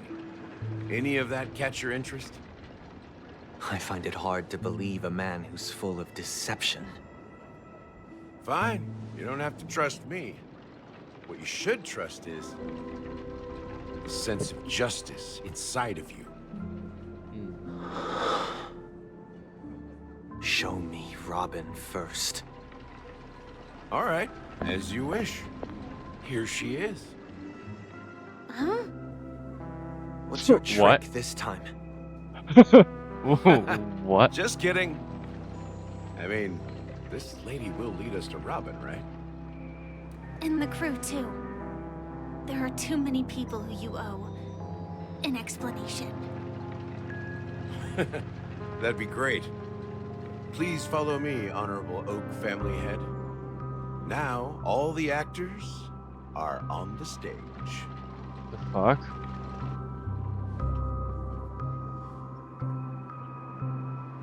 This is the monument I mentioned earlier. The names inscribed on it should be familiar to all of you. Rosalina and Tiernan. When Penacony was known as a frontier prison, it was the Trailblazers who connected it with the stars. They were the heroes who saved Astana, and their names deserve to be immortalized. Not just on this small stone tablet, but in the annals of history for all of time. However, today, the planet of festivities is nothing but sweet dreams. That heavy piece of history is all a distant memory. Just like that prison. If their names are inscribed here, then that means... According to Micah, they died long ago. Rosalina was killed during the War of Independence. She ventured alone into the heart of the star system to investigate the flow of Memoria, but she never returned. Tiernan was a skilled gunslinger, strong and reliable. He led the people through countless battles, but he didn't live long enough to witness the arrival of true peace. In the decade following the war, Penacony faced challenges internal and external. To protect Asdana, Tiernan took up the way of the Trailblaze and led the Lampmoth family to explore beyond the system, only to be surrounded and wiped out by the swarm. Damn. Though I had fucking bugs. expected as much, the tales of these heroes truly are sorrowful. True to the title of Trailblazer, they spent their lives venturing into the unknown. But what about this tablet? There are no names carved on it. When Dreamflux Reef was created, its owner was still alive. However, he insisted on erecting a monument for himself, saying that it will happen someday. Here we meet again. Everyone from the Astral Express. Robin.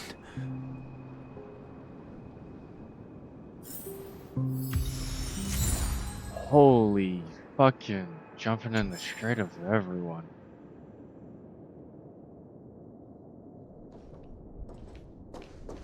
I brought Firefly. Gallagher here. It's time to face the truth. Huh. The atmosphere sure is livened up with all these people in here. Alright, you spill the I beans. promised to give the siblings some privacy, so let's talk about our business first. What do you say? That sounds sensible enough.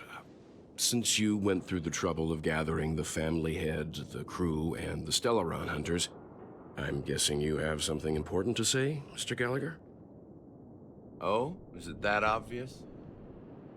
The look on your face is practically screaming, I'm the one behind all this. You're right, Mr. Yang. It is indeed time to come clean on everything. The siblings already know what they need to, and they've made their choice. But you, Nameless, arrived a bit late. So it's only fair that I answer your questions. Before we begin, let me reintroduce myself. I'm the founder of Dreamflux Reef, the deputy of the Watchmaker, and the one who sent out that invitation.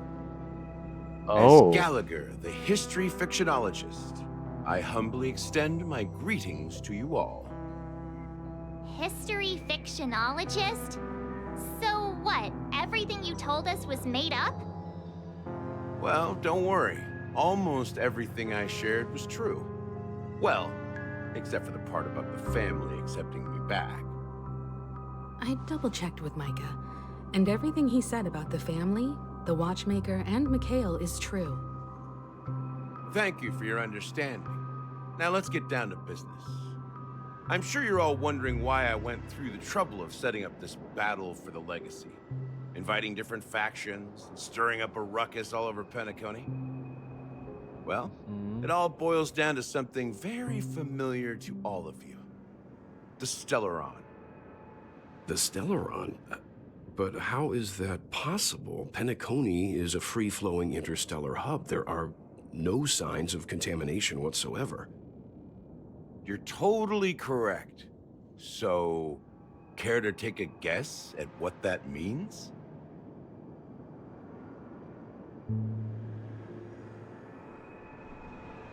Oh no, I'd like to get it. It's one of these two.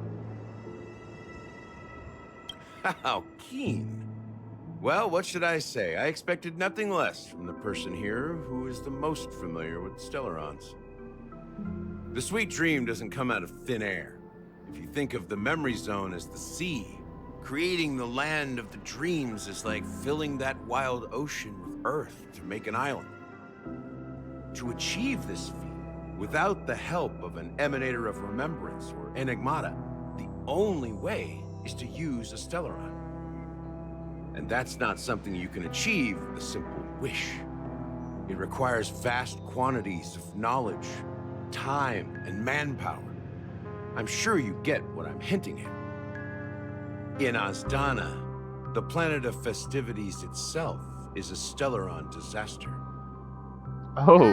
The planet of festivities itself is a Stellaron disaster? It all started a long time ago, back when the Watchmaker and his crew liberated the frontier prison. They faced countless challenges as they began building Penacony from the ground up. That's when the idea of using the Stellaron came into play. The Stellaron first entered the Azdana system during the war. The Nameless warned everyone against the folly of attempting to tamper with such a power, and most heeded their words. But there are always people in the shadows with ulterior motives. The turning point came after Tiernan's death. With 2 of the Nameless gone, the Watchmaker had to go to the front lines. It was at that moment his rivals saw an opportunity. By the time a representative from the Montour Systems family arrived at the Watchmaker's call, the Stellaron had already been activated and was seeping into the primordial synesthesia dreamscape. And I suppose the family happened to possess the knowledge to seal the Stellaron? Not just that. They knew far more about the Stellaron than the average person. They helped Mikhail swiftly quell the civil unrest and played a part in building Penacony under the disguise of the Harmony. Those 3 eras were known as the Age of Dreaming. The Watchmaker, who had been left in the dark, sent out invitations across the universe, spreading the hype around the land of the dreams. Then, how did they turn against each other? Remember the island in the ocean metaphor? The truth is, the Stellaron was never truly sealed. It existed in a different form within the dreamscape. Think about this. What would it cost to create and maintain such a lavish dreamland? It's people's lives. The opulent dream is built upon the decay of spirits, with a toxic elixir called pleasure flowing through the dreamscape. It tempts people to indulge in the dreamscape, and gradually their minds succumb, becoming nourishment for the sweet dream. Confusion, laziness, and cowardice, weaknesses that plague humanity, were magnified and nourished by the family. Penacony became a new kind of prison, even more impenetrable than the previous one. Sadly, we realized this far too late. By then, the family had a firm grip on Penacony, swiftly quelling any opposition that arose. At my wit's end, I had to use the power of the Enigmata, and sought refuge in this chaotic realm. Over the years, I created a meme within this dream for our use. Dormancy. That's its real name. We exploited a loophole. You see, regular people can't fall asleep again while they are inside the dreamscape. So this is the true meaning of the impossible. You sent out invitations in the Watchmaker's name to find forces capable of resolving the Stellaron disaster and draw them into Penacony to uncover the truth. It's not just that. Above all, I wanted to see what happens when the major factions engage in a struggle for the legacy. Since this is the Watchmaker's first announcement in decades, the traitor within the family is bound to reveal themselves. So, the legacy is just a facade.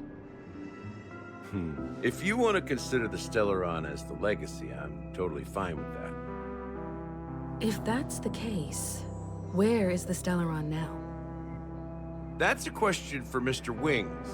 The Stellaron is still under the family's control, and as the head of the Oak family, I'm sure he holds all the answers.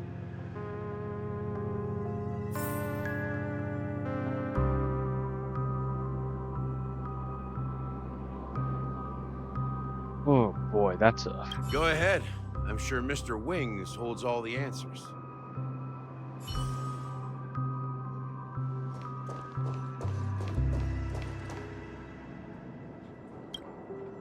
Are you done talking? So, will you tell us where the Stellaron is? It is the Penacony Grand Theater itself. as I suspected. It's the embodiment of the family. The edifice that first materialized within the Sweet Dream.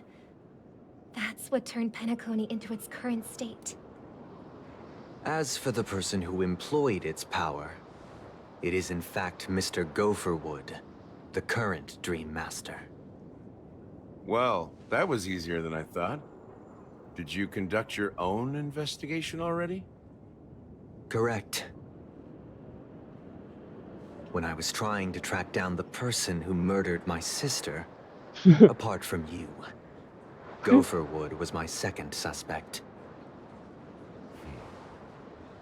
Confronting me first turned out to be a smart move on your part. I didn't have other options. The Dream Master has been elusive, and even the heads of the families can hardly get an audience with him.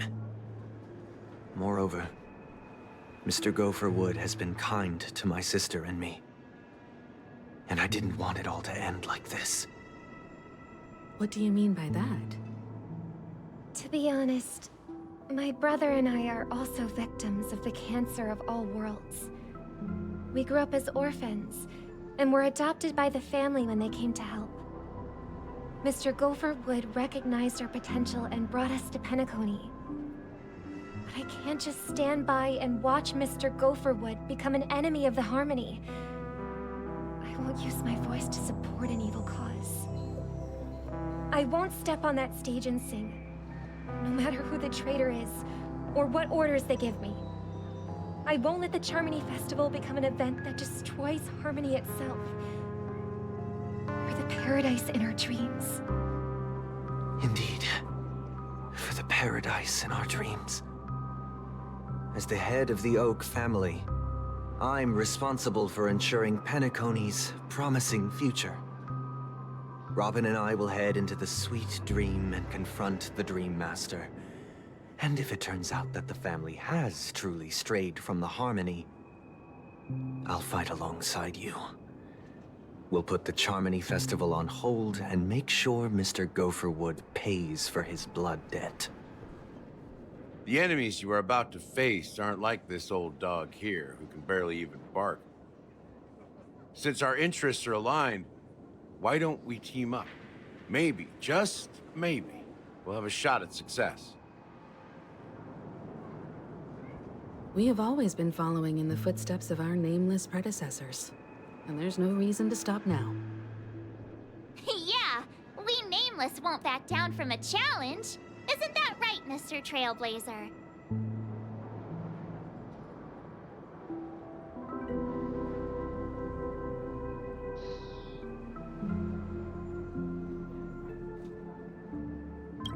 Come on, don't crack jokes at such a serious moment. Rest assured, sitting on the sidelines isn't in our nature. Mr. Sunday, Miss Robin, I'm willing to accompany you on behalf of the Astral Express. Having a third party present should help with negotiations, and could make all the difference if things get ugly. Thank you, Mr. Yang. Thank you all very much. The Charmony Festival is about to start, and time is against us. We must hasten. Everyone, let's gather over here. We still need to make some preparations.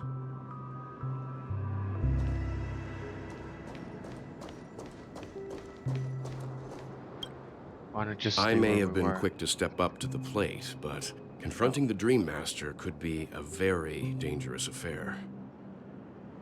Huh? Even you're saying that, Mr. Yang? How powerful is that Dream Master?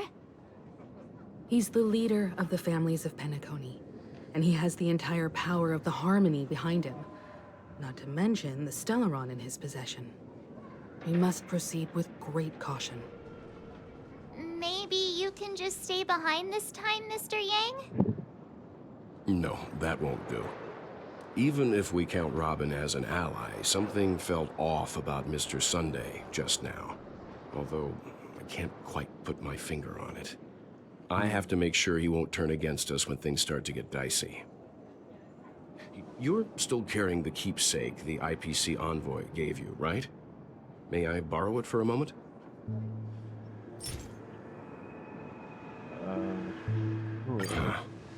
I knew it.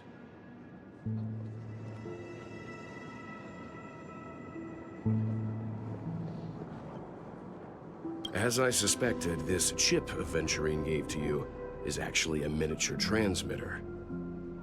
If I'm right, he intends to use it to track your location or contact you when needed.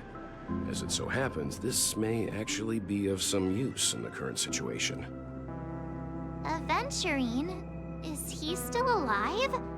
And what does he have to do with our mission to confront the Dream Master? Remember what I said earlier?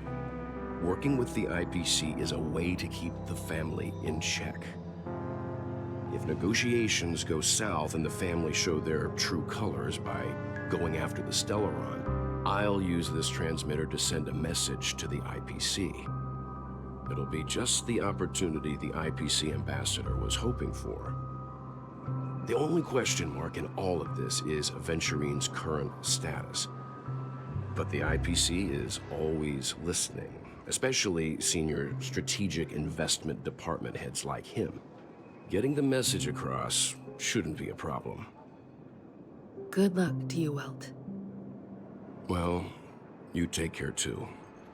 If anything goes wrong, don't worry about me. Just make sure to seal the Stellaron. Spoken like a true hero. Even if the Dream Master is innocent, the family's corruption runs deep.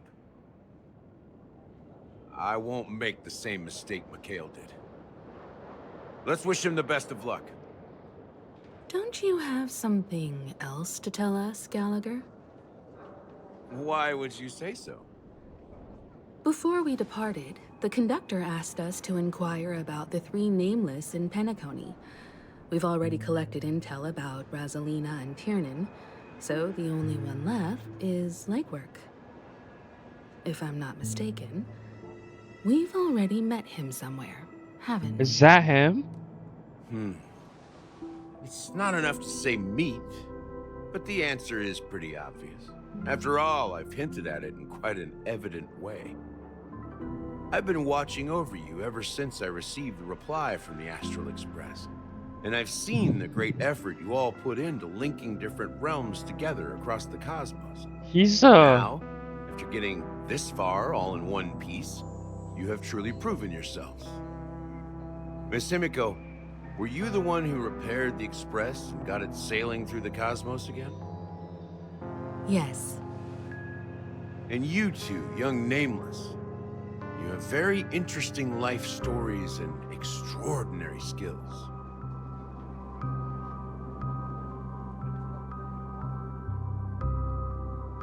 Of course, my reputation precedes me.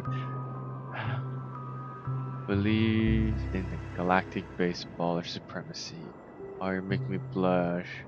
But these flatters keep coming. I don't know much about my life story, but I do have extraordinary skills. You're full of energy. Please send my regards to the conductor, Pom Pom. Please let them know that their friend had fond memories from his time aboard the Express, which he reminisced on every time he had a good drink. As for the last Nameless, he embarked, disembarked, and embarked again, traveling in a great circle, ending up back where he started. On his deathbed, he told me to find the Astral Express and deliver an invitation to the future Nameless. He left behind a special gift, a true legacy. Something that belongs only to the successors of the Trailblaze. Come with me. Now is the time to reveal it.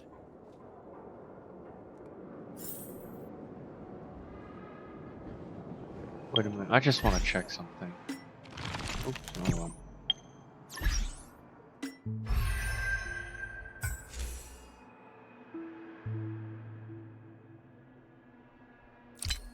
See if I do it this way.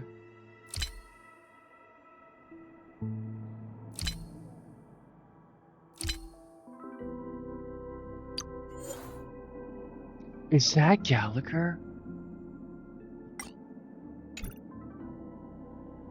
I can't zoom in, can I? Those are the three, aren't they? That's fucking him, huh? Oh my god, that is.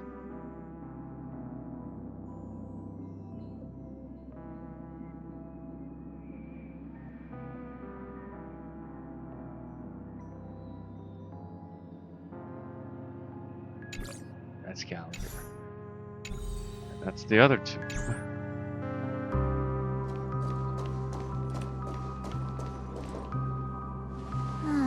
Back here again. Sometimes I feel like you're still alive, old friend. Like you've still got so much to say and do. I've kept my promise. Brought the future trailblazers you've waited so long for. I don't know why you were so obsessed with that train. But I remember your last words. Oh wait, so he's not? Wait, I'm so fucking confused. He's like... Don't let us down, old man.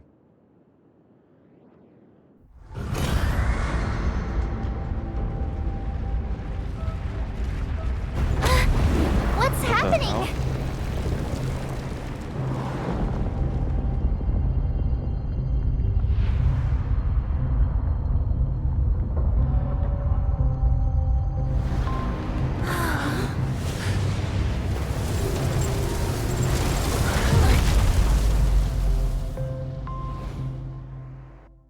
What the fuck? Go ahead. His resting place lies in the garden up ahead. The first and last nameless of Penacony. Mikhail Char Legwart, the Watchmaker. Wait, I can just... Oh wait, so he's not he's the disciple of him then? I'm guessing? I thought that was him.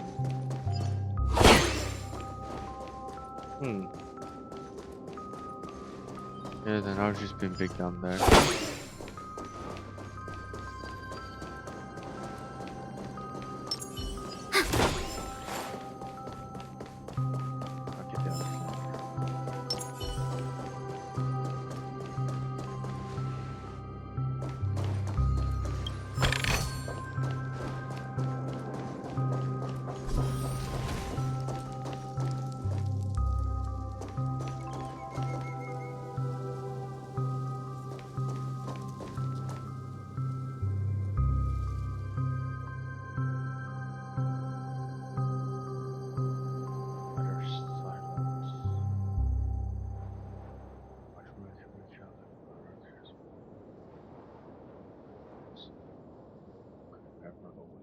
Sure enough, the Watchmaker is the third nameless.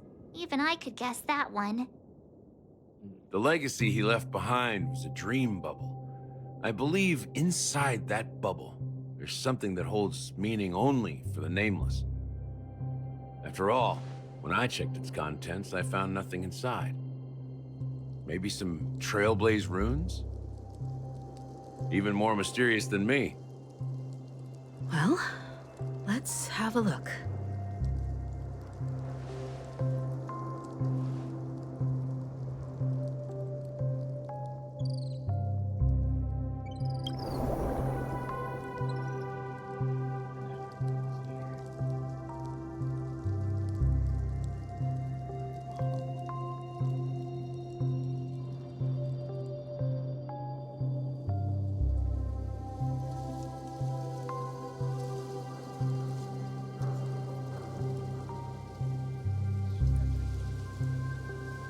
Take a deep breath. Try to make the dream bubble again.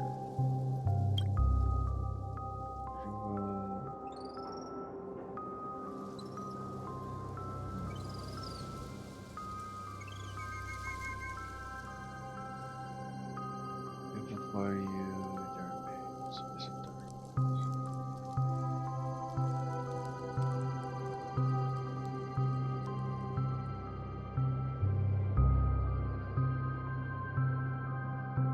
Wait, what's going on? Seriously? There's nothing inside this dream bubble? How could a dream bubble be empty? Just as I suspected. That old man always had this strange belief in the Nameless and the Trailblaze. And I never understood where he got that confidence from.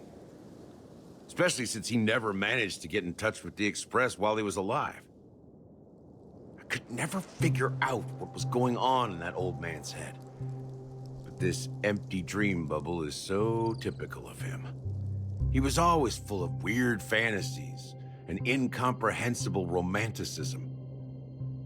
That mischievous old man. Well, I didn't expect him to leave anything concrete behind anyway. Don't think that's the case, Gallagher. I'm sure Mikhail has left us the most precious thing of all. Don't start getting all philosophical on me, all right? Just as Mikhail believes in the Nameless of the future, we unconditionally believe in the Nameless of the past. How could they leave with regrets for the future when they were ready to dedicate their lives to the land they loved? There must be something contained in this dream bubble. It's just we haven't figured it out yet. You also have faith in the Watchmaker, don't you, Gallagher? Well, I'm a follower of the Enigmata. My philosophy forbids me to have faith in anything. That's why I understand what faith means in the path of Trailblaze. And I also want to know what he left behind. I'll leave it to you guys then. Can I borrow your pet? I need to make a trip back to Golden Hour and check something at the Dreamscape sales store. It's for Mikhail, and for the future of Penacony.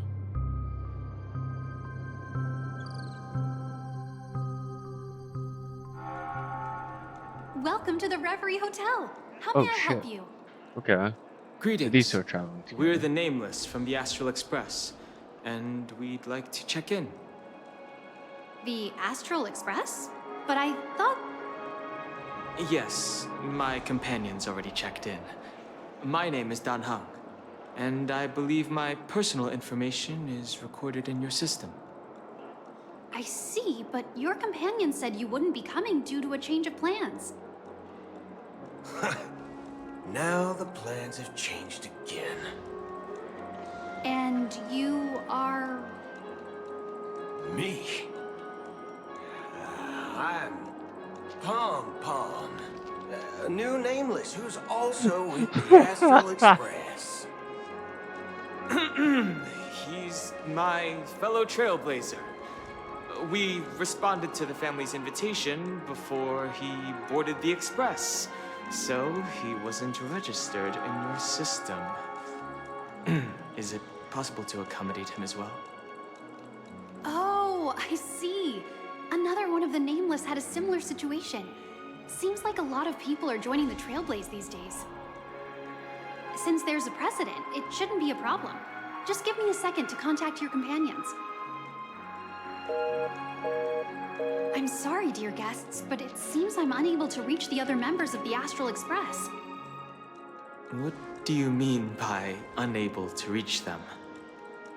My apologies. This is the first time I've encountered a situation like this. However, the system indicates that those guests are still in the Dreamscape. How about this? Give me their room number, and we'll go check on them ourselves. I'm afraid that's not possible. I need to verify both of your identities before I can share any guest information. How about you just wake up someone? Let's say, Welt? I'm sorry, but there are strict rules regarding forced awakening. It cannot be done without the proper clearance. So nothing works, huh? What's your solution then? Are you saying we sleep here? At the reception? Please be patient. We need to contact your companions in order to confirm your identities. And now it seems you need to confirm our identities before you can contact our companions. It seems so. What the fuck? Fudge. Look, nothing personal, but if you can't handle this, go find someone else who can, okay? Please calm down, dear guests. I do recall that Mr. Sunday, the Oak family head, personally handled this issue earlier. Oh, please wait a moment while I contact him. I don't think she's trying to give us a hard time. She really just doesn't know what to do. I have a bad feeling about this. You tried to contact them on the Express earlier, but they didn't respond. Something doesn't seem right. I need to leave for a moment. You can stay here with the receptionist. Sure thing. Just don't keep me waiting forever. Donna Holmes seems pretty worried Oh about shit, I his guess Fly's him too? I What should the give him some fuck? space. Stressing out about it won't help anything.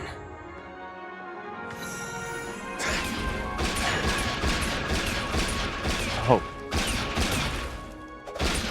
Yo, what's with this fucking, like, JoJo pose?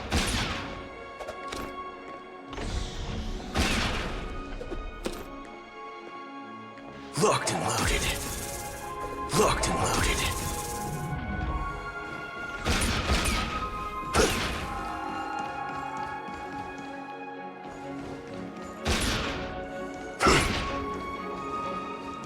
Face recognition failed, you lousy robot.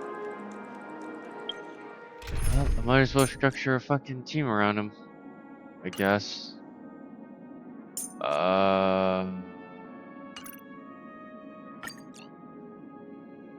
Okay. I guess I will just put you. Or should you and you. I guess. And I guess he'll be my main damage dealer. Greetings. I'm Cody of the Bloodhound family, head of security for the hotel. How may I assist you? Hello. So, there's something I wanted to ask about. I've been hearing some unsettling rumors about certain incidents that might affect the Charmony Festival. Do you think there's anything to be worried about? I've traveled all the way from the Hayahi Federation, and I don't want my trip to be ruined. What do you mean? Wait. You haven't heard? I'm not sure where you heard those rumors, but they're completely baseless. I can assure you, as a representative of the Bloodhound family, that everything is going smoothly for the Charmony Festival. At present, all of the families are focused on making sure the festival starts on time. Even the I see Dream what's Master himself happening. has arrived. So don't worry, your trip won't be in vain. Ah. That's a relief to hear. She doesn't appear to be acting. So, it seems that even the hotel staff are out of the loop.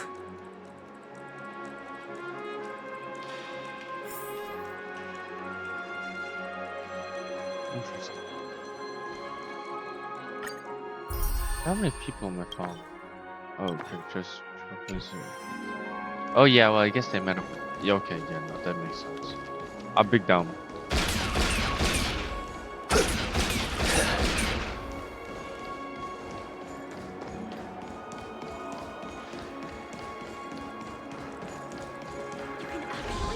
Okay, tell me about it. Running late again.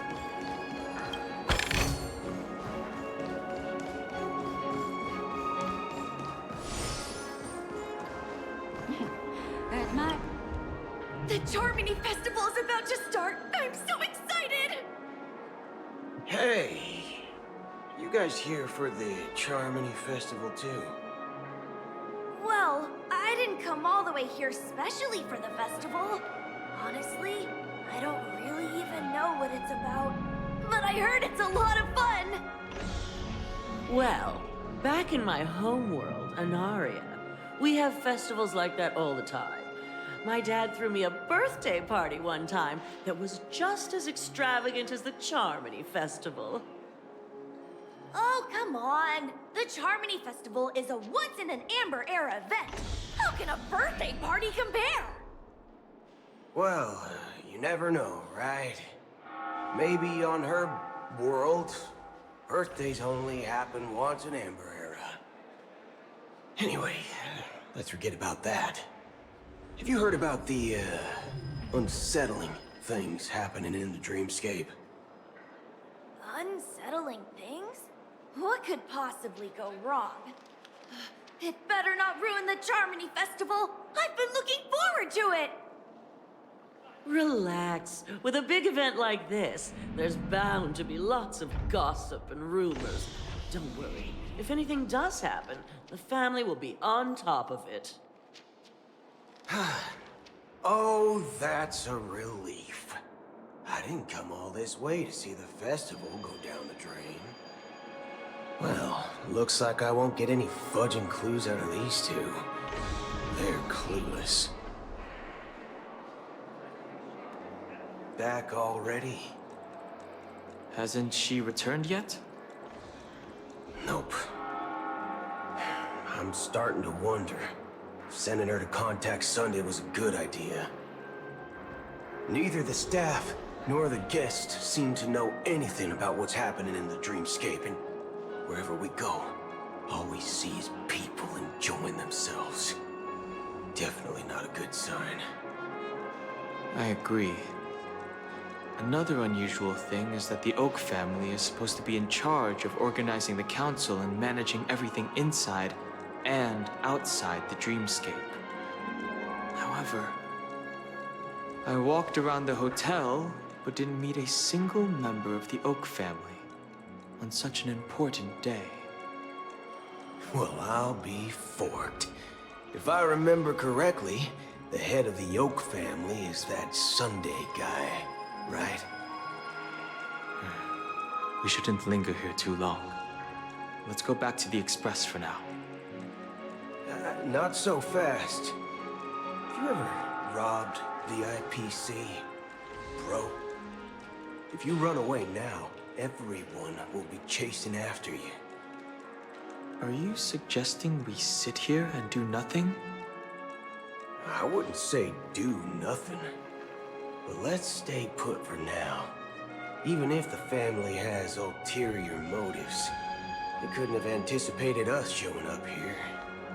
We're the surprise factor for them. They don't want to attract unwanted attention from certain outsiders, so they won't do anything reckless. See? The IPC lackeys are keeping a close eye on this hotel. If I were a family member, I'd find an official excuse and keep the surprise factors here. If we just wait here, that would be like walking into their trap.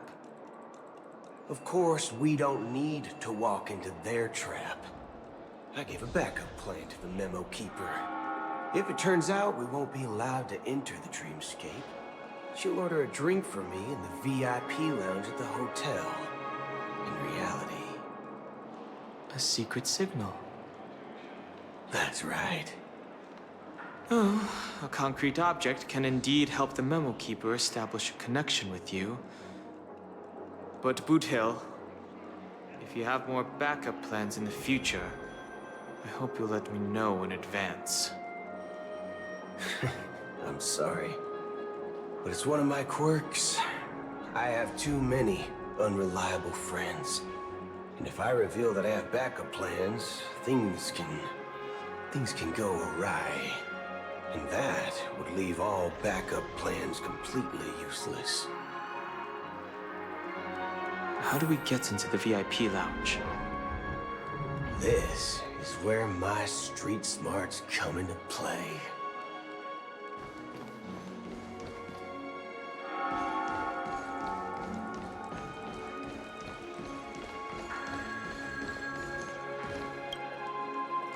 You're the lobby manager, right? Yes, I am. How may I assist you? We're the Nameless from the Astral Express. We wanted to check in, but there's something wrong with your system. The lady at the front desk said she would contact the manager, but now she's nowhere to be found. Now, we've been waiting here forever, without any food or water. What the fork, man? Is this how the family treats its guests? Is this your idea of street smarts? Starting an altercation? It's called standing up for your rights. I apologize for the inconvenience.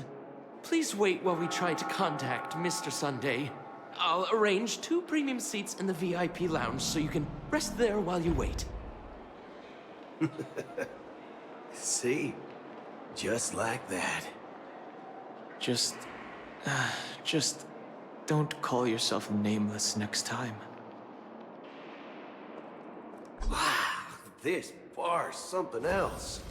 Phew. Certainly worthy of the That actually planning worked. festivities.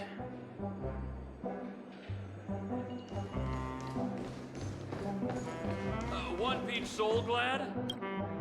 Good evening, gentlemen. Hey, I have an order for a bottle of Hasdana's White Oak. Can you help us find it? Hasdana's White Oak. I think there might be a misunderstanding. We don't serve that here. Oh, no way. Are you sure you're not mistaken? If someone had reserved such a beverage, I would definitely remember it. It sells for hundreds of thousands of credits per bottle, after all. I couldn't afford to cover for such an item if it were broken or lost. That's strange. Well, could it be that the memo keeper couldn't afford it? Then what should we do now? Oh, no need to rush. Let's grab some drinks first. Maybe I arrived too early and he hasn't come yet. Now, let's see what kind of juice malts you all have here. Well, give me a glass of Heenum Valley, 40 years. I'll have it neat. No ice. Wow, that's the most expensive one on the list. You have a taste for the finer things. It's on the house, anyway. What can I get for you? Anything you recommend is fine. Then I would recommend today's special, Glass Village. It's classic Soul Glad mixed with Laboom juice. It's refreshing and suits your cool demeanor. Just 1 minute. Ah, this flavor. Dynamite barbecue with rocket fuel. Ooh, really hits the spot. Truly the finest sherry cask-aged malt juice in the cosmos. Dynamite barbecue with rocket fuel. Is that really something that humans enjoy? Hey, this guy doesn't know anything at all. As long as you're satisfied, dear guests, please enjoy. Let's give the memo keeper another half system hour. If she doesn't show up, we'll need to come up with a new plan. In the meantime, let's take stock of the situation. What do you think? The situation is unclear. Something must have happened on the planet of festivities, but the public is unaware of it. Someone in a position of power within the family must be covering it up. It's unusual for the followers of the Harmony to invite other factions, let alone the IPC and the Masked Fools. If what you said about the Emanator of the Nihility is true, the situation in Penacony is a little complicated, to say the least. Actually, there's something else I'm concerned about. Regarding Acheron. As you know, The faction that follows the path of the hunt are some of the most dangerous folks in the cosmos to mess with. I mean, who in their right mind would impersonate the Xianzhou Alliance or the Galaxy Rangers? It's like asking for a death wish. Isn't there a saying among the Xianzhou people that the Rainbow Sect lets their Lux arrow do all the beating? Talking. Do all the talking. Well, you know what I mean. Even though the Galaxy Rangers have been out of sight for years, we've been keeping an eye on this region. Even the dumbest criminals know better than to mess with the Annihilation Gang, much less the Rangers. But that Acheron lady, she doesn't seem like a lunatic at all. On the contrary, she's highly logical and organized. She knows exactly when to hold back and when to strike without mercy. And you believe that someone like her would have an ulterior motive for impersonating a Galaxy Ranger? I'm not entirely sure, but I do have my suspicions. Maybe she knows a Galaxy Ranger, or perhaps she's trying to lure us out for some reason, which I can't figure out. Anyway, what worries me more are the anomalies within the family. They've summoned followers from various paths for the festival. No matter how generous such a gesture is, this move seems highly unusual. Unless the invitations weren't sent by them. If that's the case, it's even more intriguing that the family insists on organizing the Charmony Festival, despite the chaos. Maybe it's Shipei the Harmony pulling the strings. You find it beyond human understanding because it wasn't arranged by humans at all. People do stupid things out of irrational impulses. They abandon their principles when self-interest is involved. They believe in things they know they shouldn't, and fudge, they even break their own rules. But Eons don't.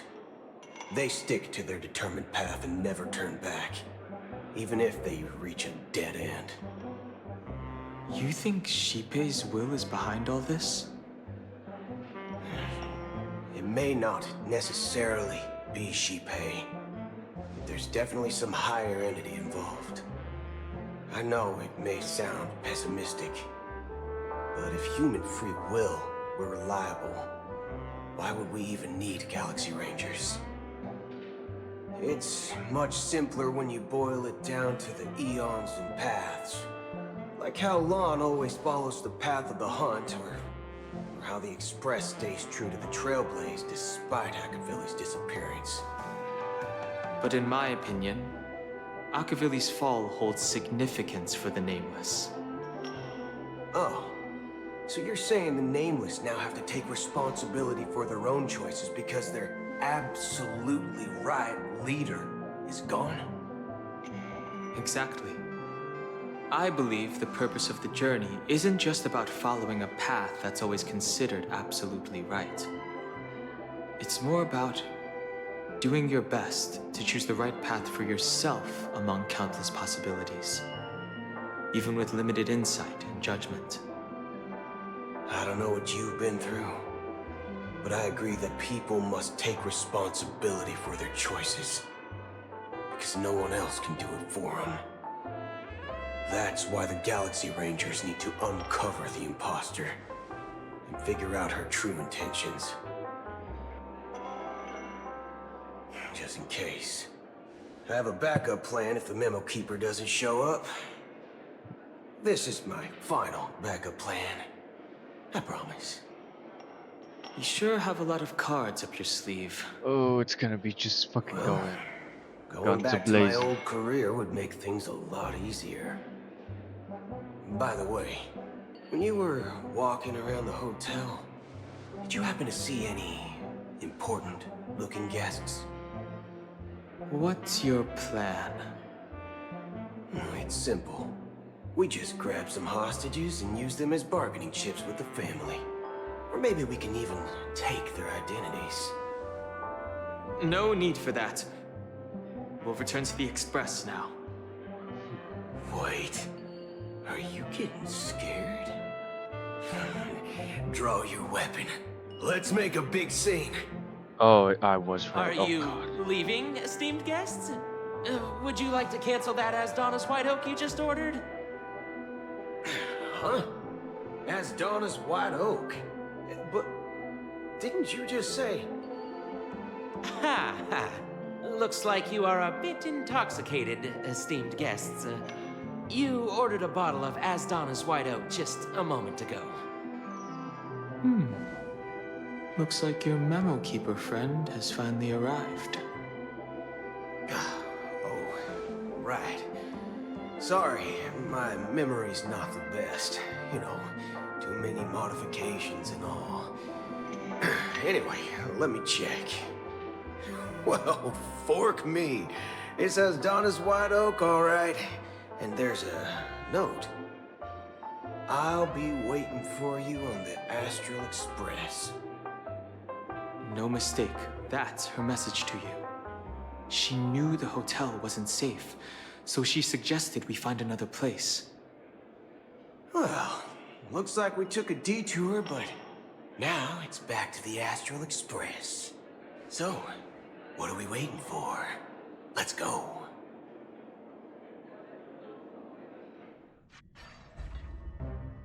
You're back? Two guests just boarded saying they were looking for Boot Hill, so I told them to wait in the parlor car. Oh, just in time. 2 guests? 2, yeah, 2? Yeah, or 2. Look, we welcome all passengers on the Astral Express, but sneaking in like that, you have no regard for etiquette. My apologies, conductor. It was an oversight on my part. I assumed you were already acquainted with the garden. Given the chaotic situation in Penacony, the Nameless are the only ones we can truly trust right now. You are the memo keeper. Pleased to meet you, Dan Heng. I've seen you in others' memories. And as for Boot Hill, this is our first face-to-face meeting. I hope you enjoyed that bottle of Astana's White Oak. You sure have a refined taste. Finally, Memo Keeper. Well, let's cut to the chase. Spill everything you know. That's precisely what I intend to do. But before that, please allow me to introduce myself. My name is Black Swan, and I serve the Garden of she's on the Recollection as a fucking memo train. keeper. As for Acheron's story, I'm sure she knows it better than I do. Oh, uh-oh. Greetings. I'm Acheron. What? You Garden of Recollection shirtbag! You betrayed me! I apologize, but she did that at my request. Due to certain reasons, I have been exiled by the family. Thankfully, this memo keeper came to my aid and helped me escape their surveillance unnoticed. To be honest, it was more like stalking than helping. And the process was far from unnoticed. But we did escape. I asked her to guide me to a place beyond the family's reach and to contact a few trustworthy individuals, namely all of you. Trustworthy? Son of a nice lady. You think I'm dumb or something? How about this? I'll put a few bullet holes in your head and see what secrets spill out. Then, we can talk about trust. It doesn't have to be like that. I'm willing to answer all your questions, but not right now. If my cover hadn't been blown, we might have had more time, but at the moment, we don't have any other options. No other options? What do you mean? This is the only way I can ensure everyone's safety. I kindly request an immediate warp jump out of the Astana star system. What? messenger is requesting? As far as I can tell, she's not a threat and seems to be telling the truth. Fuck, I cannot trust you. I've briefly traveled with your companions and know their whereabouts, Dan Heng. Please rest assured, your nameless companions are safe, but they need our help. As for Boot Hill, you may have guessed. I've been waiting for you. Galaxy Rangers are known for their elusive nature and limited contact with each other, so this was the only way I could reach out to you. Only by doing this can I find a true Galaxy Ranger and fulfill a long-standing promise. To return his relics to their rightful owner. Whose relics? Someone once told me that every rainfall is like a gift from the heavens, a sign of their mercy upon the world. Raindrops are said to be the tears of the gods, shed in response to the sorrows of the world.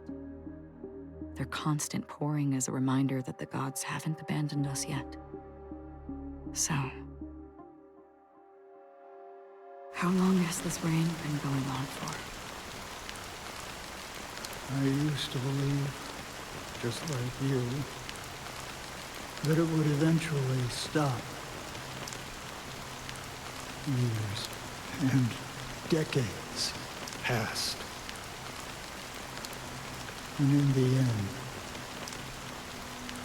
such hope faded away before the rain did. Looks like the god you mentioned doesn't exist after all.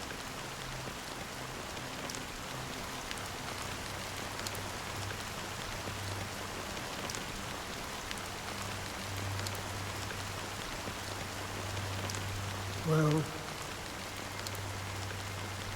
let me share a story with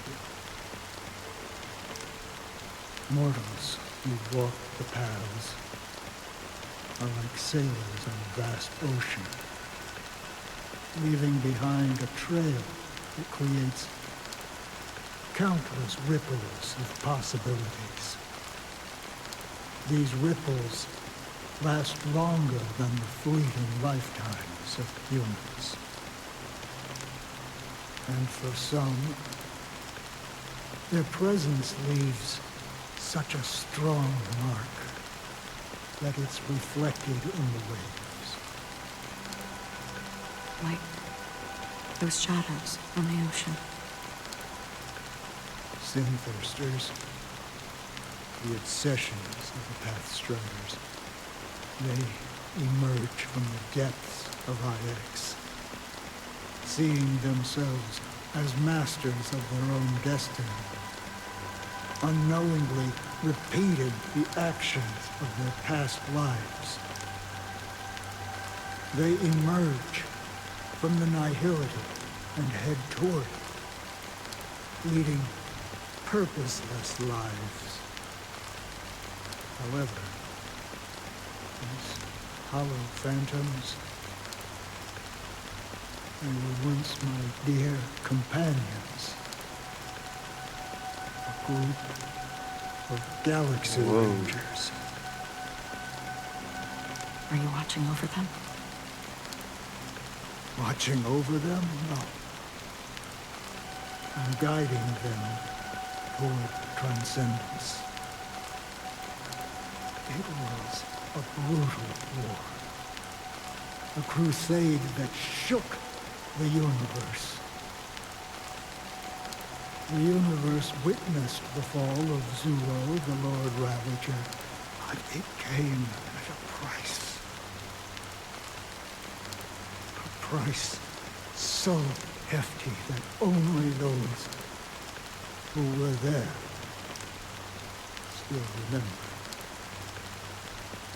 The unwavering determination of the Hunt followers persists even in death. So someone must guide these lost souls to their life beyond.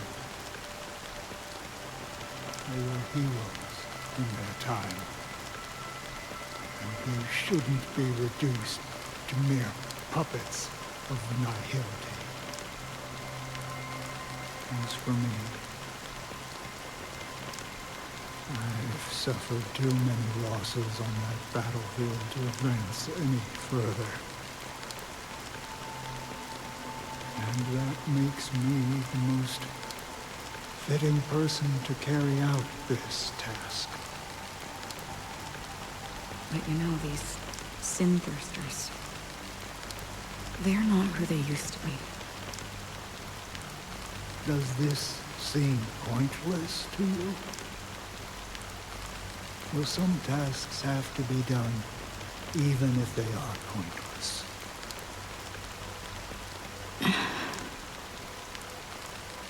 I can help you. For what? For the meaning of the Nihility. That's what I've been seeking. I see. After all, this realm is off limits to ordinary souls, right? Thank you, stranger.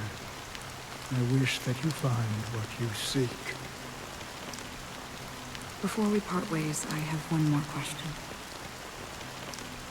It is true that their actions and even their entire lives may seem pointless from our perspective.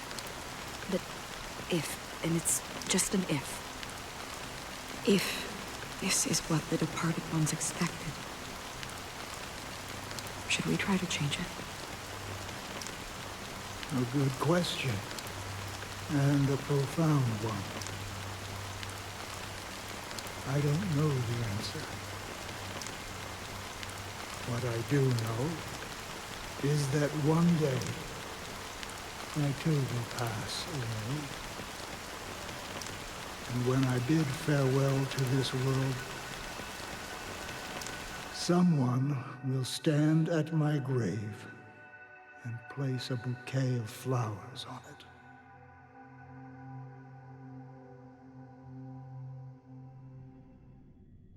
Dude, what? When I appeared as a child, my speech, mindset, and soul reflected immaturity and innocence. As I grew into adulthood, I left behind my childlike side.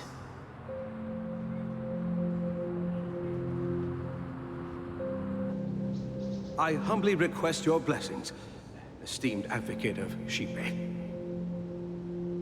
Come to me, my kinship. I have sought their presence with us.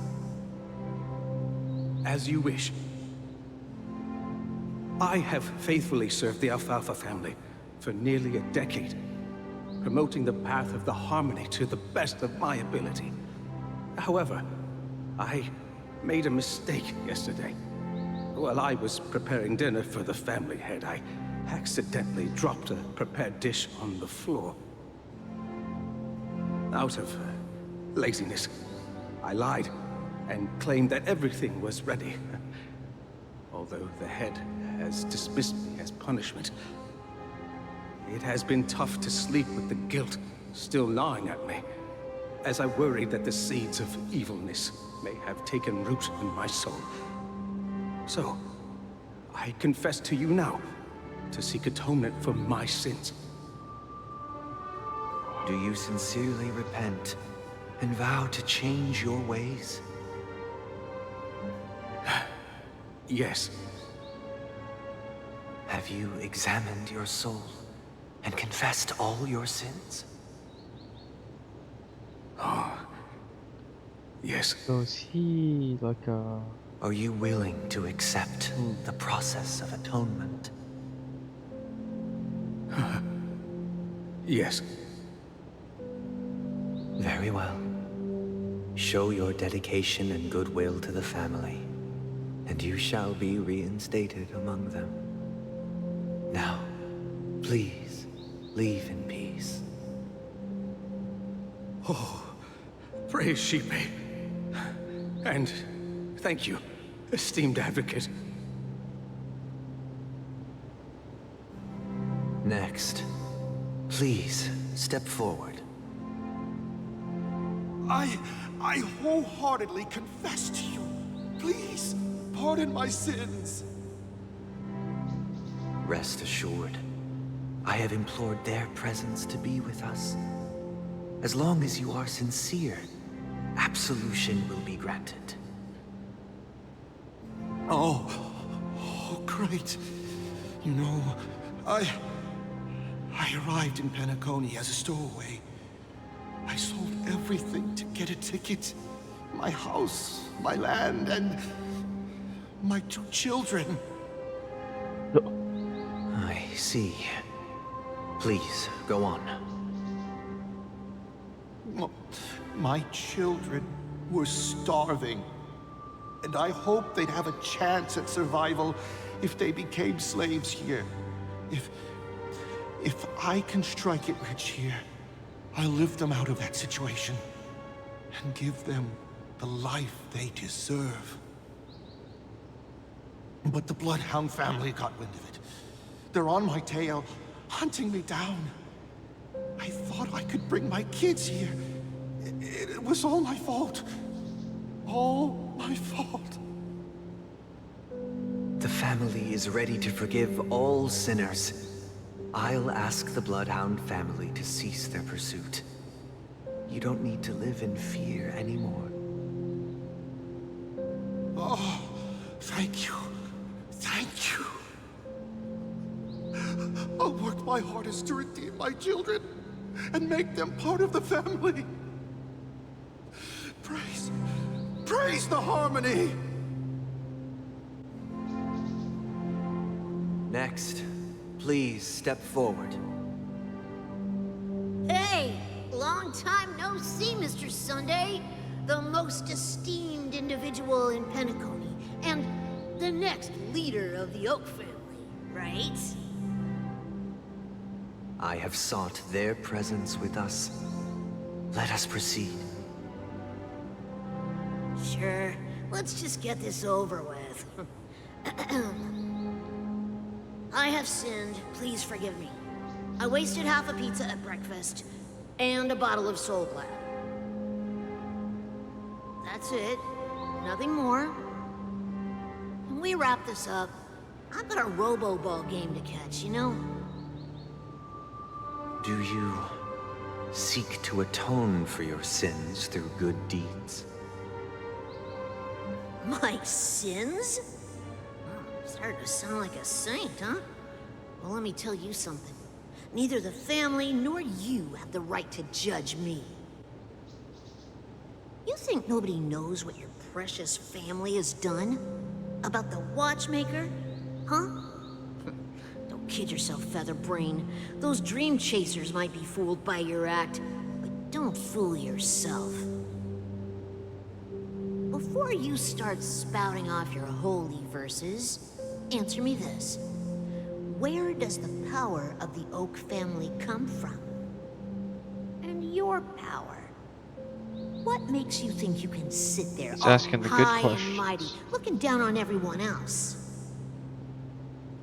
Well, I've spent enough time in confession today to enter the Harmony's paradise, right? Then I'll take my leave. Good luck with your election, and, don't make me regret my investments in you.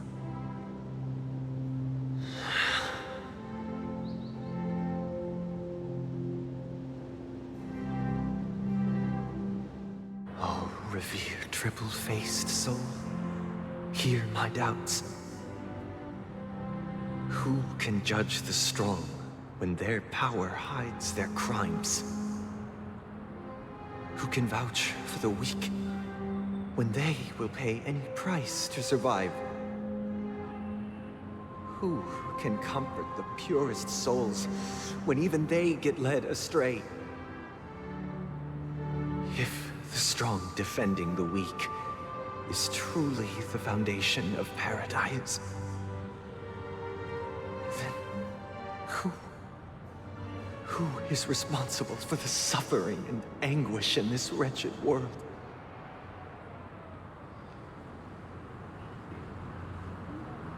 Brother? Brother? Brother, are you all right? Uh-oh. I'm fine. I've been working long hours, and I just made a trip to Dreamflux Reef and back. So, I'm a bit out of sorts. But it'll all be over before we know it. You've been working non-stop on the Charmony Festival, Mr. Sunday, and no one could have predicted this incident. Even if the Stellaron does pose a grave threat, I still feel sorry for all the trouble we've caused you. No need to worry about troubling anyone. The Charmony Festival was meant to spread joy and harmony across the cosmos. But now that we know the truth, I'm afraid we'll have to cancel it. It has always been our wish to make everyone happy, so... we'll do our best to explain everything to the Dream Master. I'm sure he'll understand. Even if the negotiation does not go smoothly, I'll refuse to go on stage.